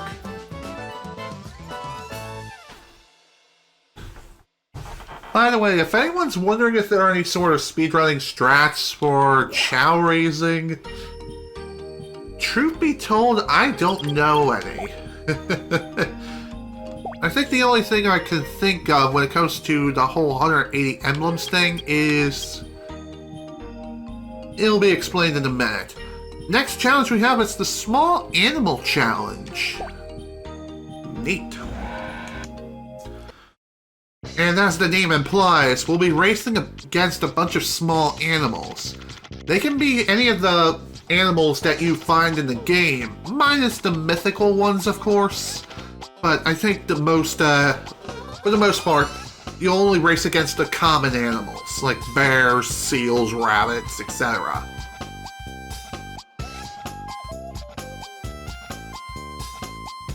What was I saying before? Now I done forgot, dang it. Jeez. What a pain.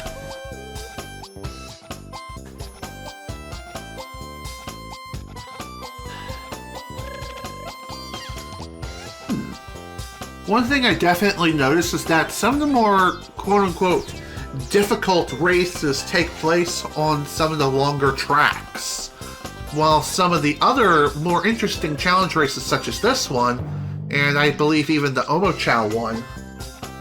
Oh yeah, something about speedrunning. Thanks for that. But anyway, I think the only thing I can think of what speedrunners tend to do when it comes to the whole Chao raising thing is they save Chao raising for last. And what they do is they basically give animals to Chao and pray that they're the one who's going to win the races. They don't even bother taking the Chao to the doctor to see the rankings. It's all a matter of RNG at that point. And I think another thing they do is to raise Hero and Dark Chao respectively.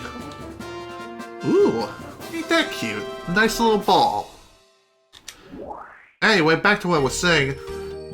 I think what speedrunners do to raise Hero and Dark Chao is just to throw a Chao, whom they're going to turn into Hero or Dark Chao, at the invisible wall, like playing a game of handball with the Chao over and over and over again. Oh boy. Anywho, next we have horrible cockroach Chao group. Are you sure about that? I mean, sure, they're shiny blacks, but it doesn't mean that they're cockroaches. I guess that's what they're supposed to represent. Although at this point they look more like aliens, if anything. But that's just me.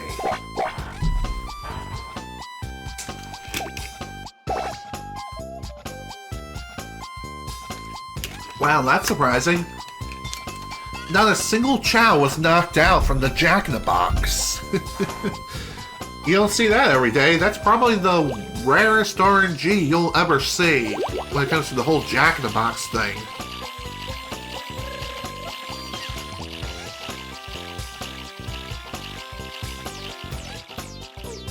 I will say this. I think for the most part, most of the challenge races...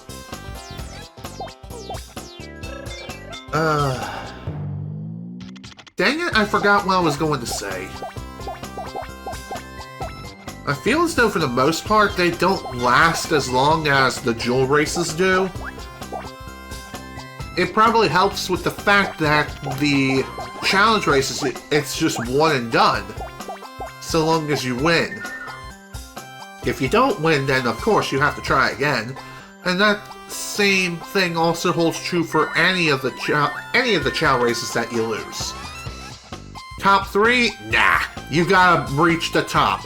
Winner takes all in this world.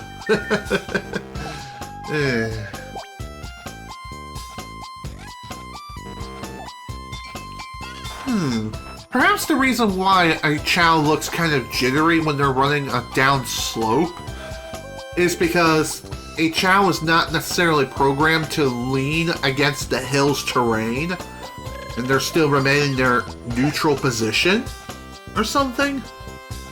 Maybe that's the reason why they look jittery and lose frames of animation? Just something I've noticed.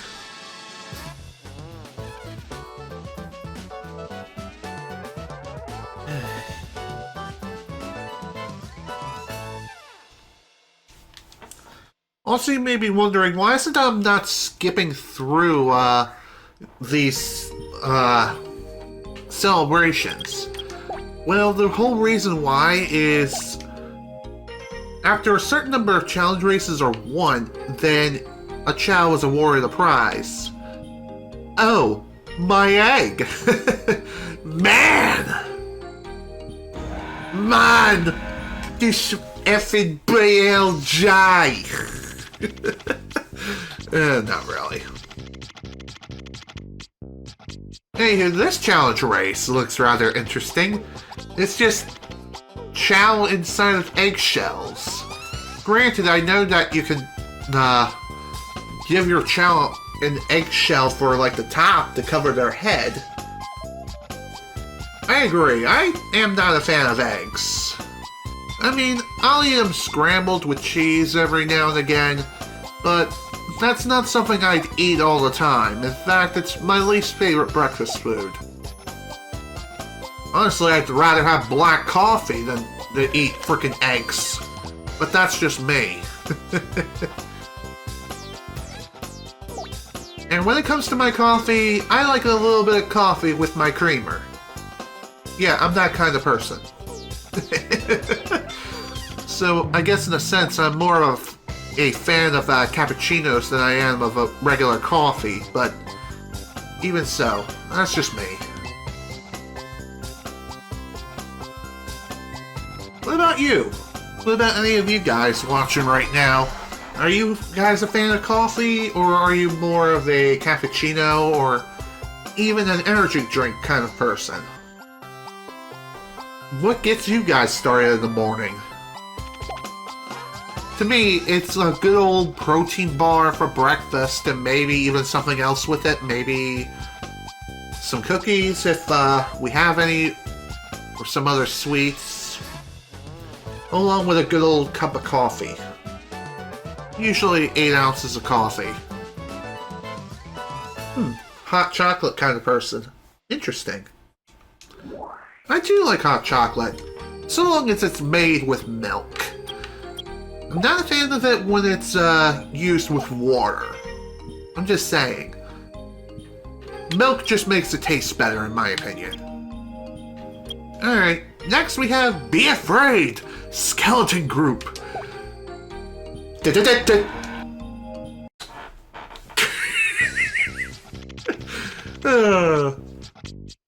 Let's see, we have Sans, Papyrus, and some other skeleton friends ready to join the party. Ain't this fun? Okay, I'll stop.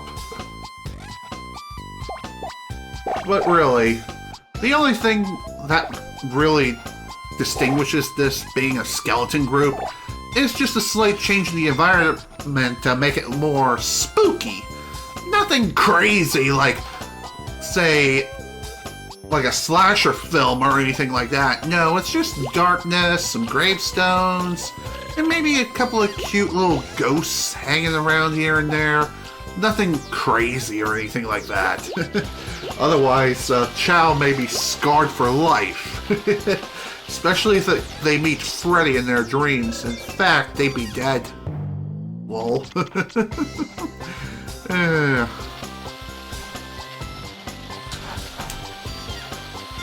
Jeez. I will say this, I definitely do like the environment change, as there's not too many races that take place at nighttime. About 80% of the races take place during the day.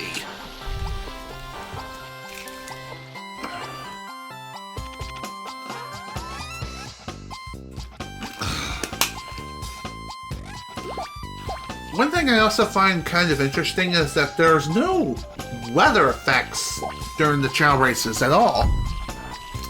The same also held true for Sonic Adventure 1 in this regard, but even so, it definitely would have made things more interesting if there were, like, rain, snow, maybe even some sleet, maybe even a little bit of hail. Nothing too crazy when it comes to a hailstorm. No, that belongs to the rock band of the same name. But seriously though, it would have been kind of interesting how different weather may affect the races overall. But then again, maybe the reason why there's no weather effects in the context of this universe, not taking programming into the equation here, but perhaps in the logic of the universe, maybe the reason why there's no weather effects here is just so the Chao don't get sick. Believe it or not, Chao can get sick in this game. It's kind of strange. It's one of those things that a player may never see throughout the entire lifetime of them playing this game. It's not too often that a Chao can get sick. And when they do get sick, it's one of those things that you just take it to the doctor and the doctor will give it a miracle pill and bada bing, bada boom. All done. All better. I think there's even a video on YouTube that showcases like what happens when a Chao gets sick and what symptoms can they get. It ranges from simple things like sneezing and coughing, but nothing too extravagant, like puking or anything like that. Like a minor cold, like a common cold or something, you know? Nothing that will raise an alarm or anything like that. Like pneumonia. Alright, next we have Be Afraid, Pumpkin Group. I wonder if one of them is a skeleton secretly and is considered the Pumpkin King. That would have been hilarious if that was the case.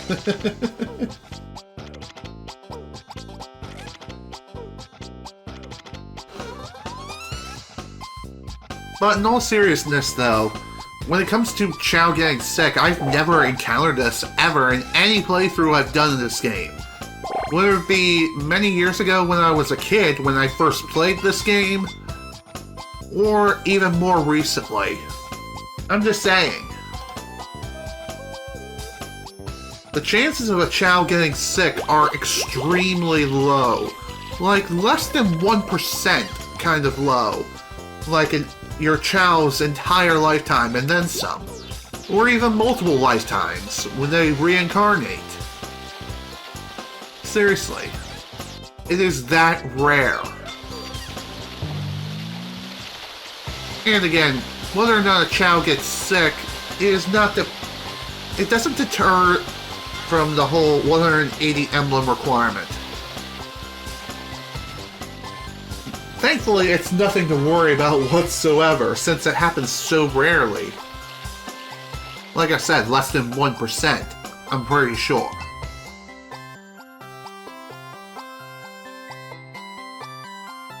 If any of you have played this game, have any of your Chao experienced any sort of sickness whatsoever? If so, feel free to share your experiences.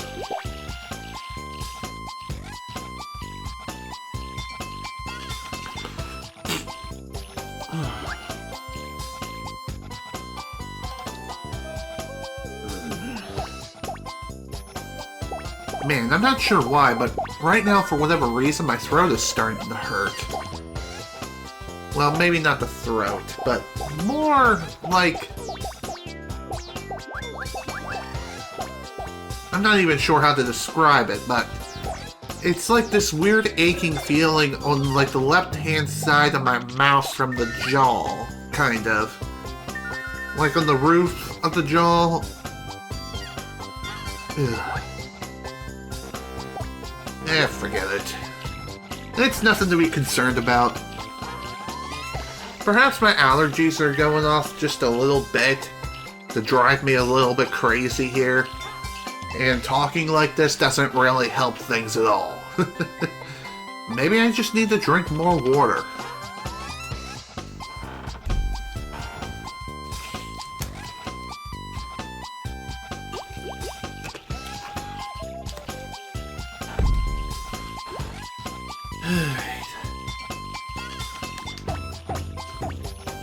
Okay. Pumpkin group cleared and demolished.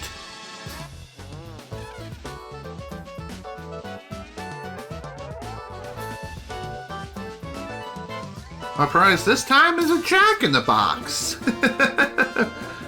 That's cool. Although that face is kind of creepy, if you ask me. Also, you may have noticed that we weren't awarded an emblem for the challenge race yet. And that is because after completing that set, 4 more challenge races become unlocked. Be afraid, Ghost Group! Funny enough, you can make a ghost yourself by giving your Chao bats.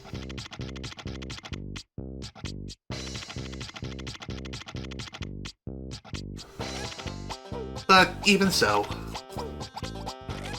Funny enough, yeah, ooh, ghosts.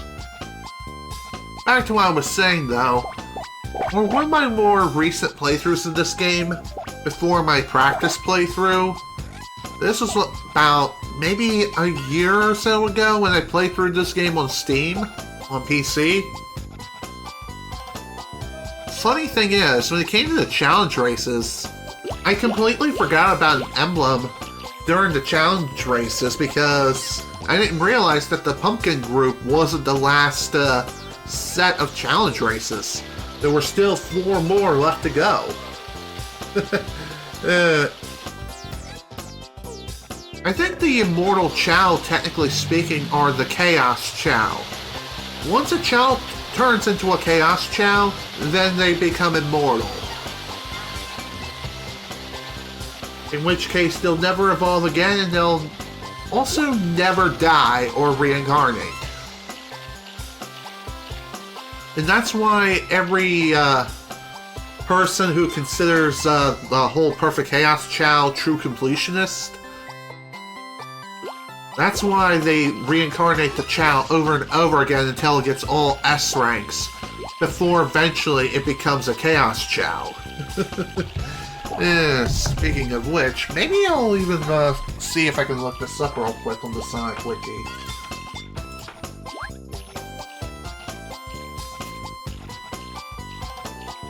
Ah, here we go. Chaos Chao. Let's see, according to the wiki here, the Chaos Chao is a Chao that looks similar to Chaos. The form that Chao can achieve by giving a normal Chao special materials. Let's see, creating a Chaos Chao is a long process.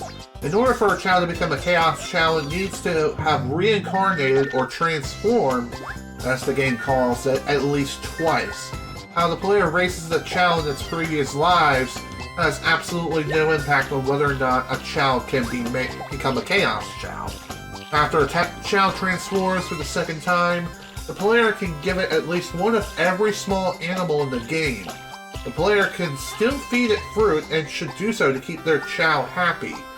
If all the requirements are met when the Chao evolves, it should come out of the cocoon as a Chaos Chao.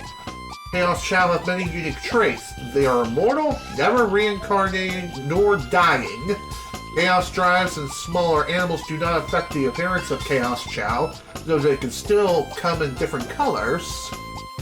Chaos Chao also cannot mate, though their behavior remains the same before they transform. They can no longer change their facial expressions with the exception of falling asleep and having their nap interrupted, and are still able to blink. And we'll get back into reading the description of this in a minute. On to the next challenge race. What do we have this time? That would be He Strikes Back. Interesting. Excuse me. Alright, back to the discussion at hand.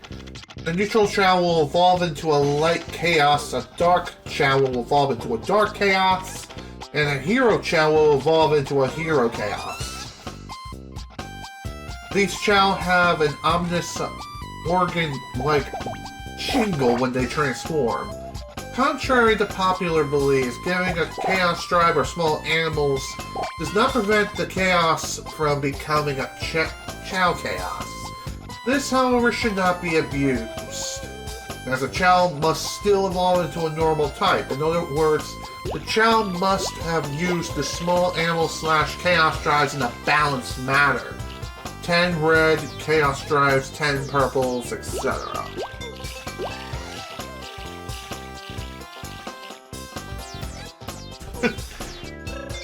Hello Jamar, welcome to the stream. Glad you can make it. As you can see, we're still in the middle of the Chao races here, but we're in the middle of the challenge races, and thankfully we're almost done. We still have a few more left to go. And this one is going to be probably the most interesting one out of the rest. Because the infamous Black Chao strikes again. We did manage to beat him the first time, but the second time, which is now, he's definitely hot on our tail. As we get bad RNG. Good job. Just great. Now I'm kind of worried that since Ren tripped, this is probably going to be disastrous.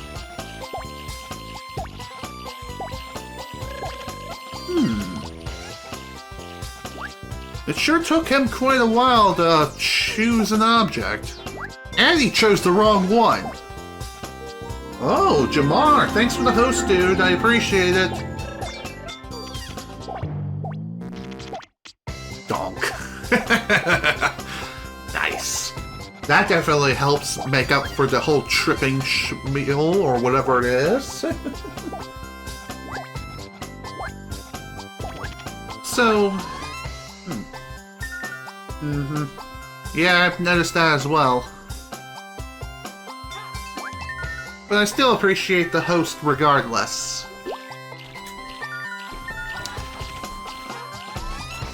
Yes, it is. It is the annoying dog from Undertale. AKA the best dog.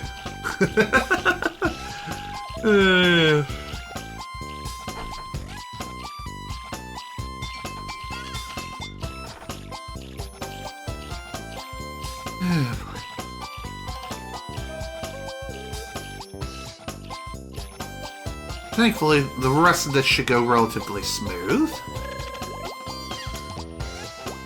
Oh yeah. Demolished and win. Hell yeah. Sweet.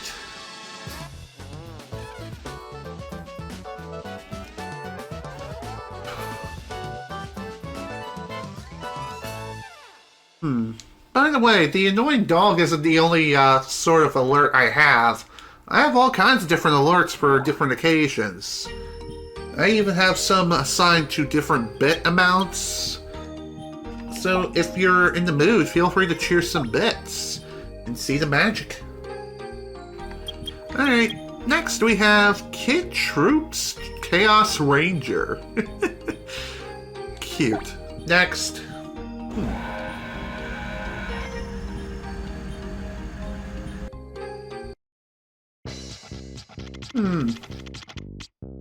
SMM2's Super Mario Maker 2 story mode. Interesting. Okay, so when it comes to this particular Chao race, I believe all the shiny Chao of which you see here are supposed to represent different characters throughout the course of the game. I believe the shiny blue one is supposed to represent normal Sonic, while the shiny gold is supposed to represent Super Sonic. Red, I believe, is supposed to be Knuckles. Pink, I believe, is supposed to represent, either Amy Rose or Knights, though I can't say for sure with absolute certainty. And as far as the green one is concerned, I'm not too sure what that one represents.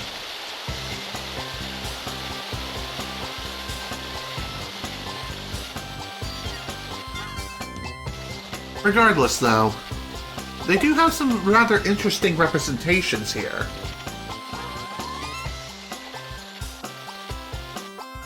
Funny enough, I don't believe you can make those particular Chao yourself. Yeah, I know. I know about that. It's just unfortunate that the save data on the GameCube release, when I was playing through that got corrupted. Which is the reason why I had to switch to the 360 version.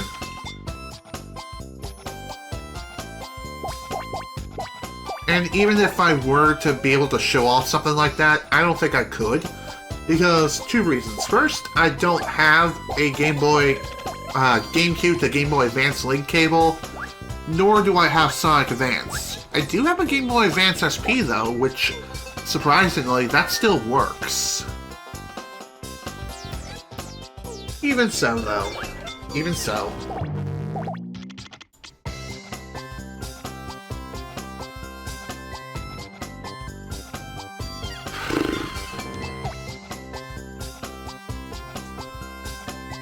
I've also noticed that the red shiny Chao just got the wrong answer on that one. It would have been hilarious if it went, oh no! Yeah, that was not a fun time. When I eventually make the whole Great Emblem Grind compilation complete video thing, you'll definitely see what happened. It was not fun, let me tell you.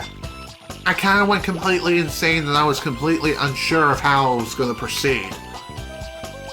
Thankfully, with a quick Google search, I was able to figure out what I needed to do.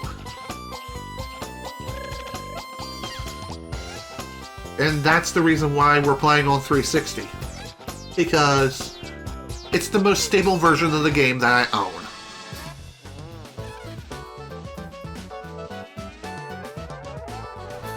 One other thing I haven't mentioned yet is that certain events like this one, the position counter doesn't display like 1 out of 8, 2 out of 8, etc. It just displays the numbers. The numbers obviously represent your positions, 1 through whatever number is there. Alright, time for the last challenge race we have. Here comes the ultimate rival, aka the quote-unquote perfect Chaos Chao.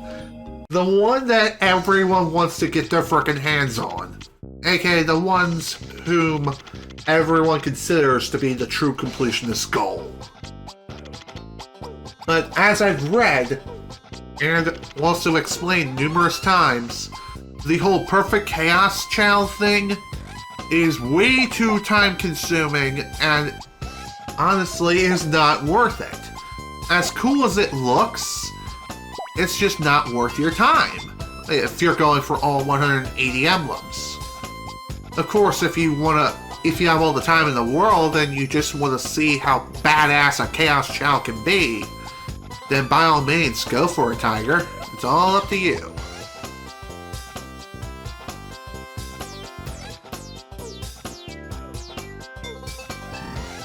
This is definitely going to be some stiff competition here, considering that Ren tripped at the very start, just after the whole Jack-in-the-Box thing.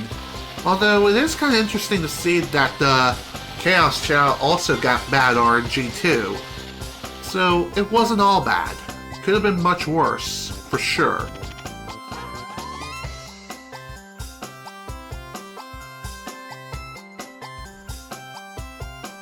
This particular challenge race is supposed to be considered the most difficult race out of all of them, though I can't really say if it really is all that difficult.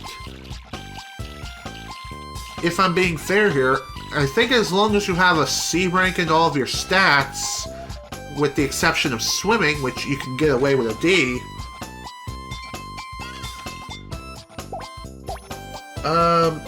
no, I never streamed as Drunk Goomba 1645.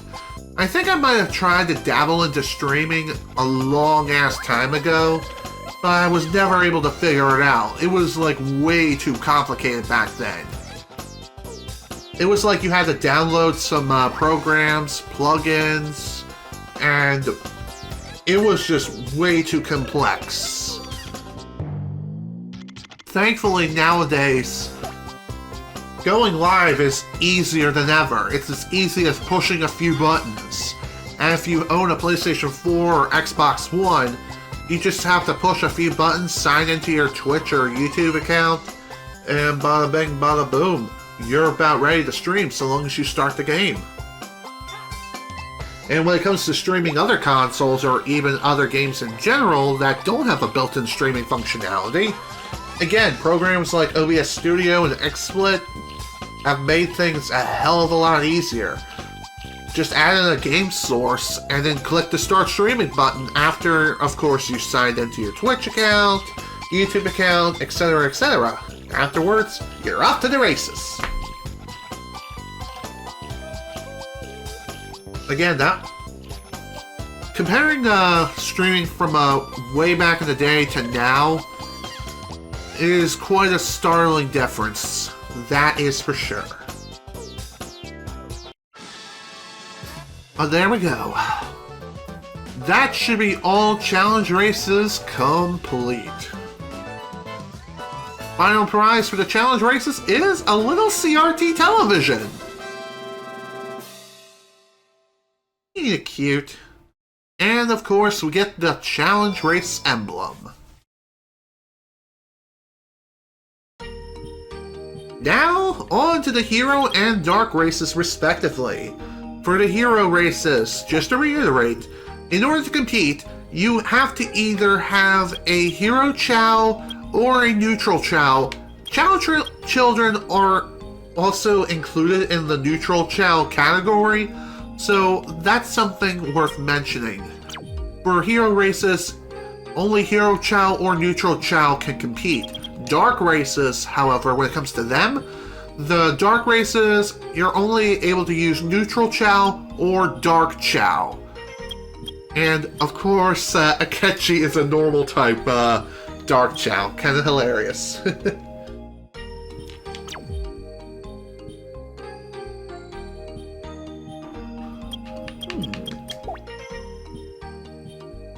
Reiterate. It means to repeat something. Alright, so for the first hero race, we have New Battle, Baby Devil. Cute. Let's begin. I believe when it comes to the hero races, not only do we get a new music track, but all the hero races involve a hero Chao or a neutral Chao racing against dark Chao, for the most part. There might be some dark Chaos Chao thrown into the mix as well, but that doesn't occur until like the very end of the races.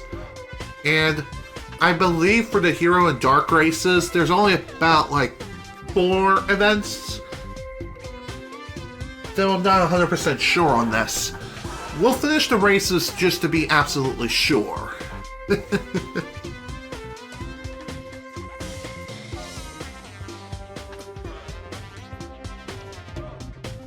You know, if we play our cards right, we might be able to finish this whole game in today's session.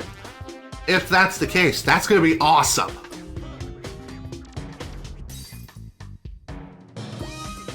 Though, I doubt that's going to be the case. We'll have to wait and see, though. We are an hour and 21 minutes into this session, so there's still plenty of time yet before we reach the 3-hour mark.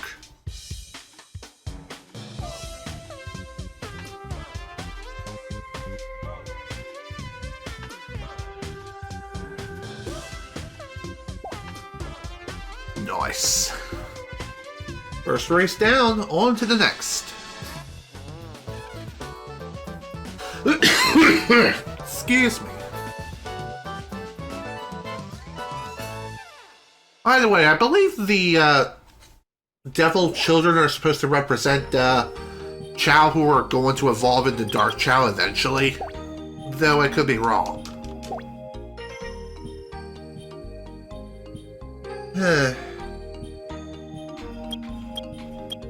Okay. Maybe we'll talk to each other sometime soon. Alright, next is new battle, Child Devil.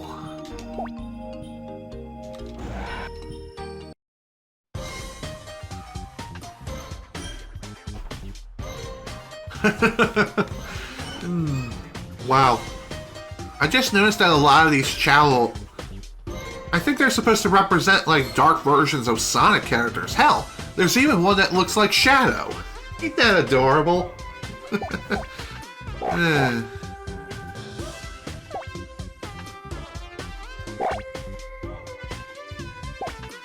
I don't think these Chao are really anything to speak of as far as difficulty is concerned. They're nowhere near as difficult as him or the Perfect Chaos Chao is concerned.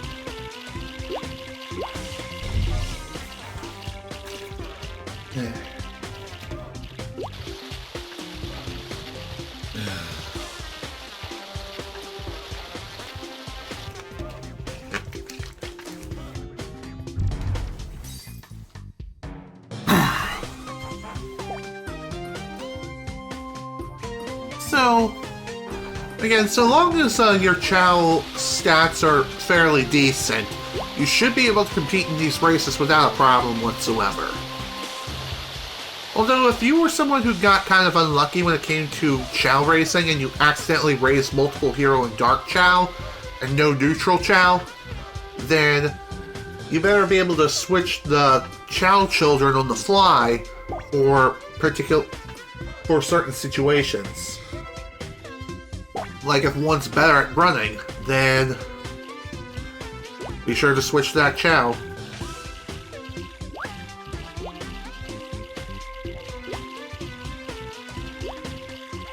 Although, I think as long as, again, if you have decent stats and good letter grades all around, like at least a C throughout most stats, minus run. Run, if it's a D rank or under, you're gonna have a bad time. Granted, the Chao I used had a D rank and run, but had decent stats all around elsewhere. And this was during a practice playthrough I did before this one. But anyway, the Chao's run stats were pretty bad, but I did manage to win all the Chao races with it. As I mentioned, you can get away with a D rank for run, but you're just gonna have a really rough time. If it's an E rank, don't even bother. Just reload the game and try again. Seriously.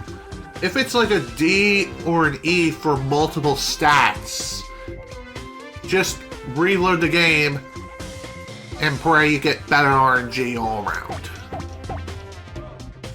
Just saying, balanced stats are the way to go if you can. Obviously, the higher the stats, the better. No, I have not. I have not done Shadow the Hedgehog before. Oh wow, would you look at that? New prize is another ball. That's adorable. Yeah. I don't plan on covering Shadow the Hedgehog anytime soon, but I do plan on covering it sometime down the road.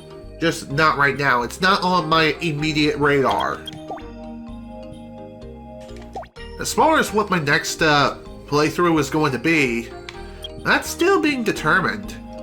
Anywho, next challenge. New battle, Death Troops. And it's not a goof.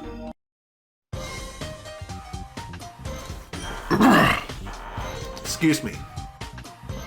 Like I said, I'm still to figure out what my next playthrough is going to be after this. I think once I finish this playthrough, I'll be able to figure something out here.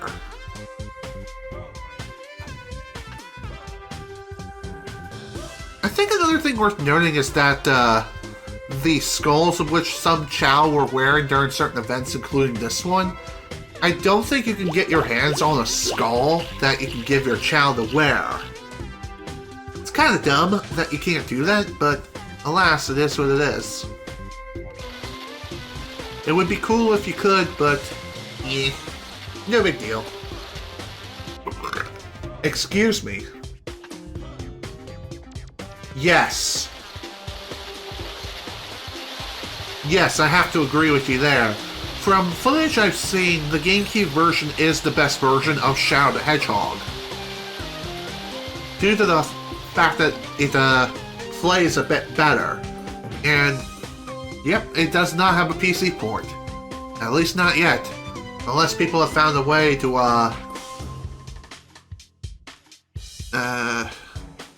found a way to reverse engineer the game or something to run on PC. Oh, you can get a skull. Interesting. Hello! Welcome to the stream.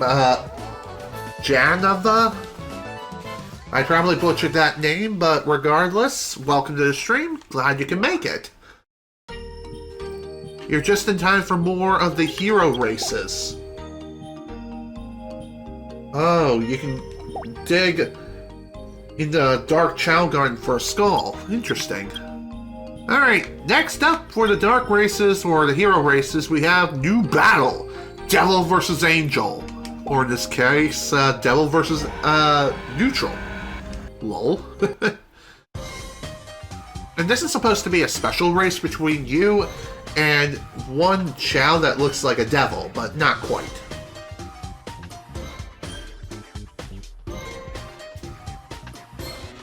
Heh. Interesting.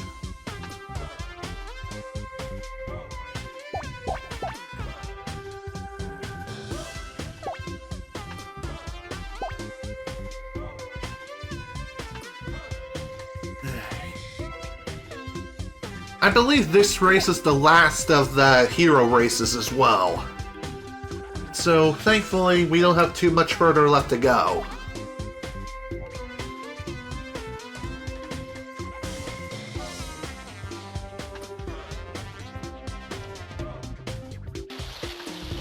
Yeah, Sonic Adventure and Sonic Heroes both had a PC port.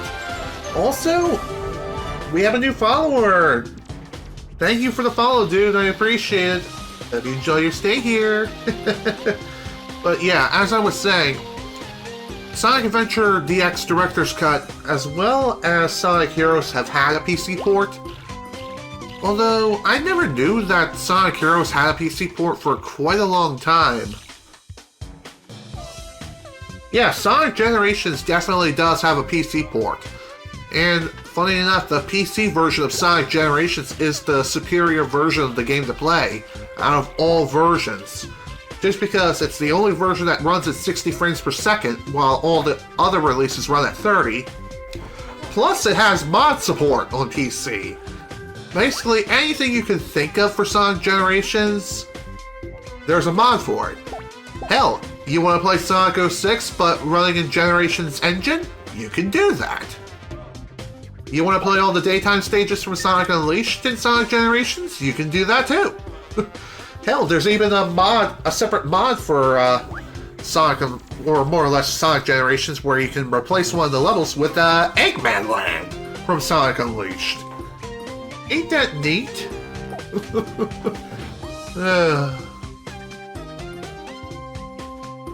But yeah, there is definitely a PC version for Sonic Adventure 2 Battle though. And that is a release on Steam.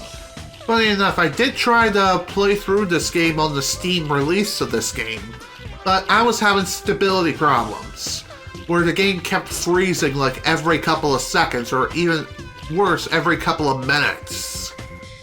I mean, it froze on me normally after maybe a few hours, but usually an alt tab out the game temporarily fixes the issue. And then it would freeze again, and I would just repeat the process. But when I tried to stream the game, for whatever reason, the freezing issue just amplified and got so much worse, to a point where it was like doing it every couple of seconds. It annoyed me so much that I was like, screw it, we'll switch versions. Anywho, prize for the hero races is a rocking horse. And of course, emblem number 173.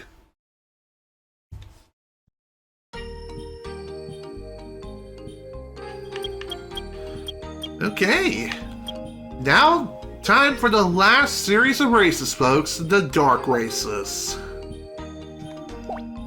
Once again, to reiterate, in order to compete in the dark races, you need either a dark Chao or a neutral Chao if you want to compete. Next, first up, we have New Battle, Baby Angels. Fun.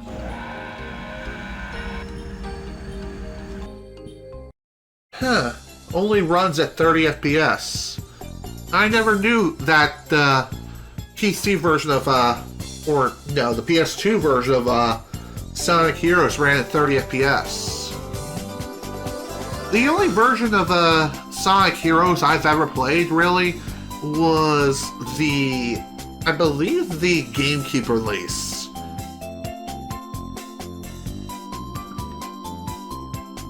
Alright, when it comes to the hero races, and really the dark races in general, the dark races, for whatever reason, changes the environment to more or less represent the opposite, where the hero races are more kind of spooky, dark, night-themed. The dark races, it's supposed to represent a dark Chao taking on the hero Chao, if you know what I mean. And everything's all bright, sunny, and everything looks all happy and hunky-dory, while Devil is wishing to conquer it, if you know what I mean.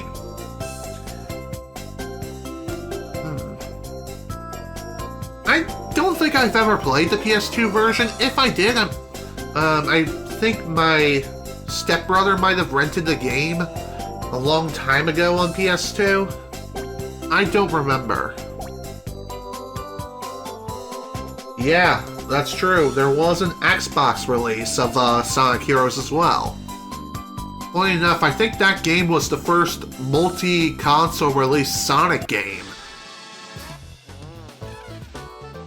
Not counting Sonic Adventure 2 Battle, because that's a re-release.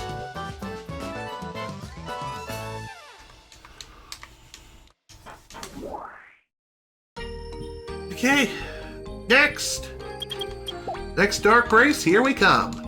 Only 3 left, folks. 3 more races to go. Next, or new battle, Angels. Not to be confused with 624 of them.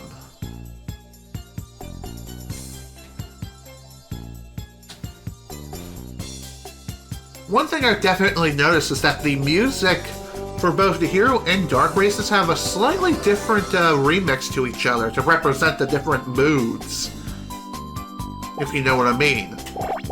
The dark race, while you're racing against the hero Chao, I believe it's supposed to represent more peaceful, serenic kind of atmosphere, while the dark races are more so of a representation of dreariness and just overall negativity. I could be wrong, but I'm pretty sure that's how it is. It's kind of difficult to describe it, but hopefully you get what I mean here.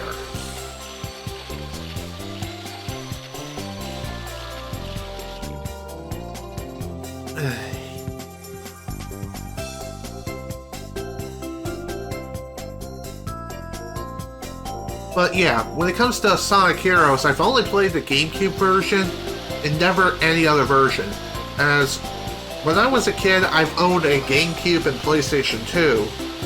I never owned an original Xbox, though. But just after I graduated high school, I was gifted an Xbox 360, which was awesome. Technically speaking, I still have that Xbox 360, but it got the infamous Red Ring of Death like several years ago. More like over a decade ago. And when that happened, thankfully, we were able to get like an Xbox 360 Slim, and I was able to transfer all of my stuff off of the old Xbox onto the new one. If you want to know what Red Ring of Death I got, it was the 3 red rings, rather than 4. I'm not sure what that's supposed to signify when it comes to the Red Ring of Death situation, but my Xbox 360 and what I had definitely lasted longer than the OG Xbox 360s for sure, as it was the Elite Black model. It was the one that has a built-in HDMI port. And I believe it was not one of those that had built-in Wi-Fi, as you had to get an accessory in order to give it Wi-Fi capabilities. But even so. Like I said, I still have it. I haven't tried firing up ever since I got the Red Ring of Death on the device. But it might work now, just for the hell of it. But even so, there's really no use for it right now, and I don't plan on modding it anytime soon.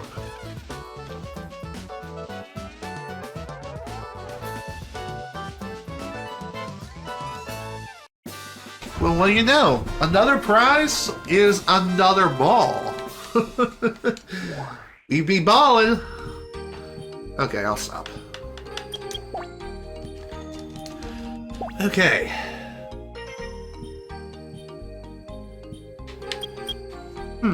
Interesting. Alright, next Dark Race we have New Battle, Flying Angel. I believe my Elite Xbox 360 was 32 gigs as well. I can't recall for sure. Then again, it might have been 128. I don't remember the exact capacity, but even so, it was a fairly beefy hard drive.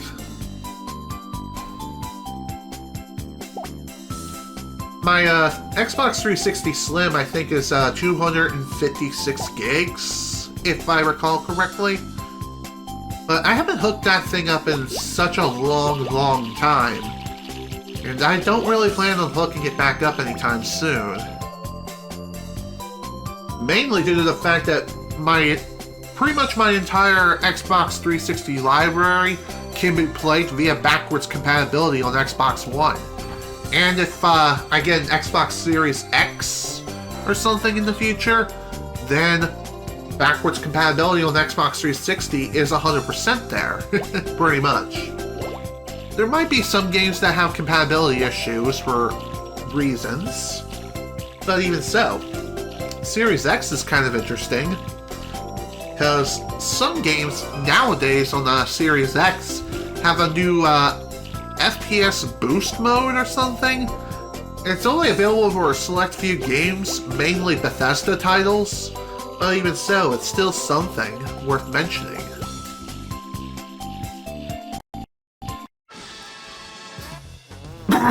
Excuse me.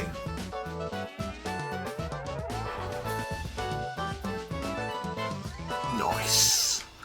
Okay, folks, we only got one more race to go. Time for the last Chao race, and then we'll finally be done. And then we can finally show off the other extras of the game. Now for the final race, New Battle, Angel vs. Devil.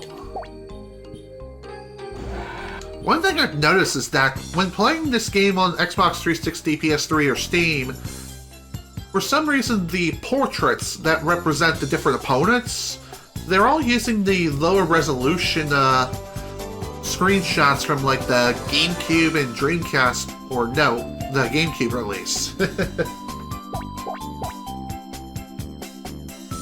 Yeah, that's true. I've heard about that as well. Like I said, I definitely want to get my hands on an Xbox Series X because I have a good library of Xbox 360 games on disc. I do have a few digital games, but not very many of those. But even so, for the games that I do have, they should work absolutely perfectly on the Series X. But first things first though, the next generation console choice I'm definitely going to try to get my hands on first and foremost is a PlayStation 5. And hopefully when and if I get my frickin' stimulus check, I'll use that money to get the said console. Fingers crossed that I even get the thing in the first place.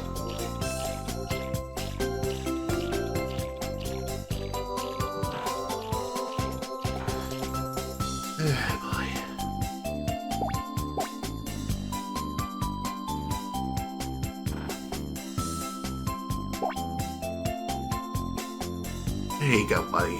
Good job. One thing I've definitely noticed is that for the one-on-one races, when it comes to the whole, sort of quote-unquote quiz, pick up the object kind of thing,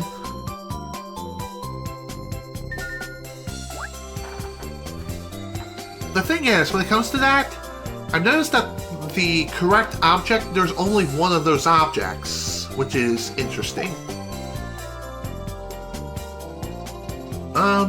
I already have one of those, Jamar. I have a 128 gig SanDisk micro SD card for my Switch, and it's still holding up fairly well. I mean, it's already reached half capacity, but even so, it's still got a fairly decent amount of room yet for more games.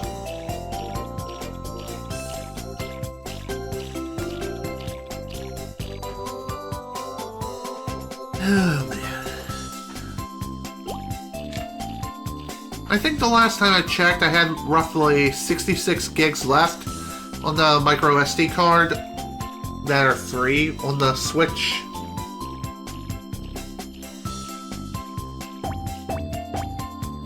Bada bing, bada boom. All Chao races are complete and finished. And it looks like we're going to be able to finish this game today, folks. Hell yeah! Final prize awarded is a little itty-bitty boombox radio. And emblem number 174. Hell yeah! That is what I'm talking about. That's all the Chao races, folks. Every single race is now complete.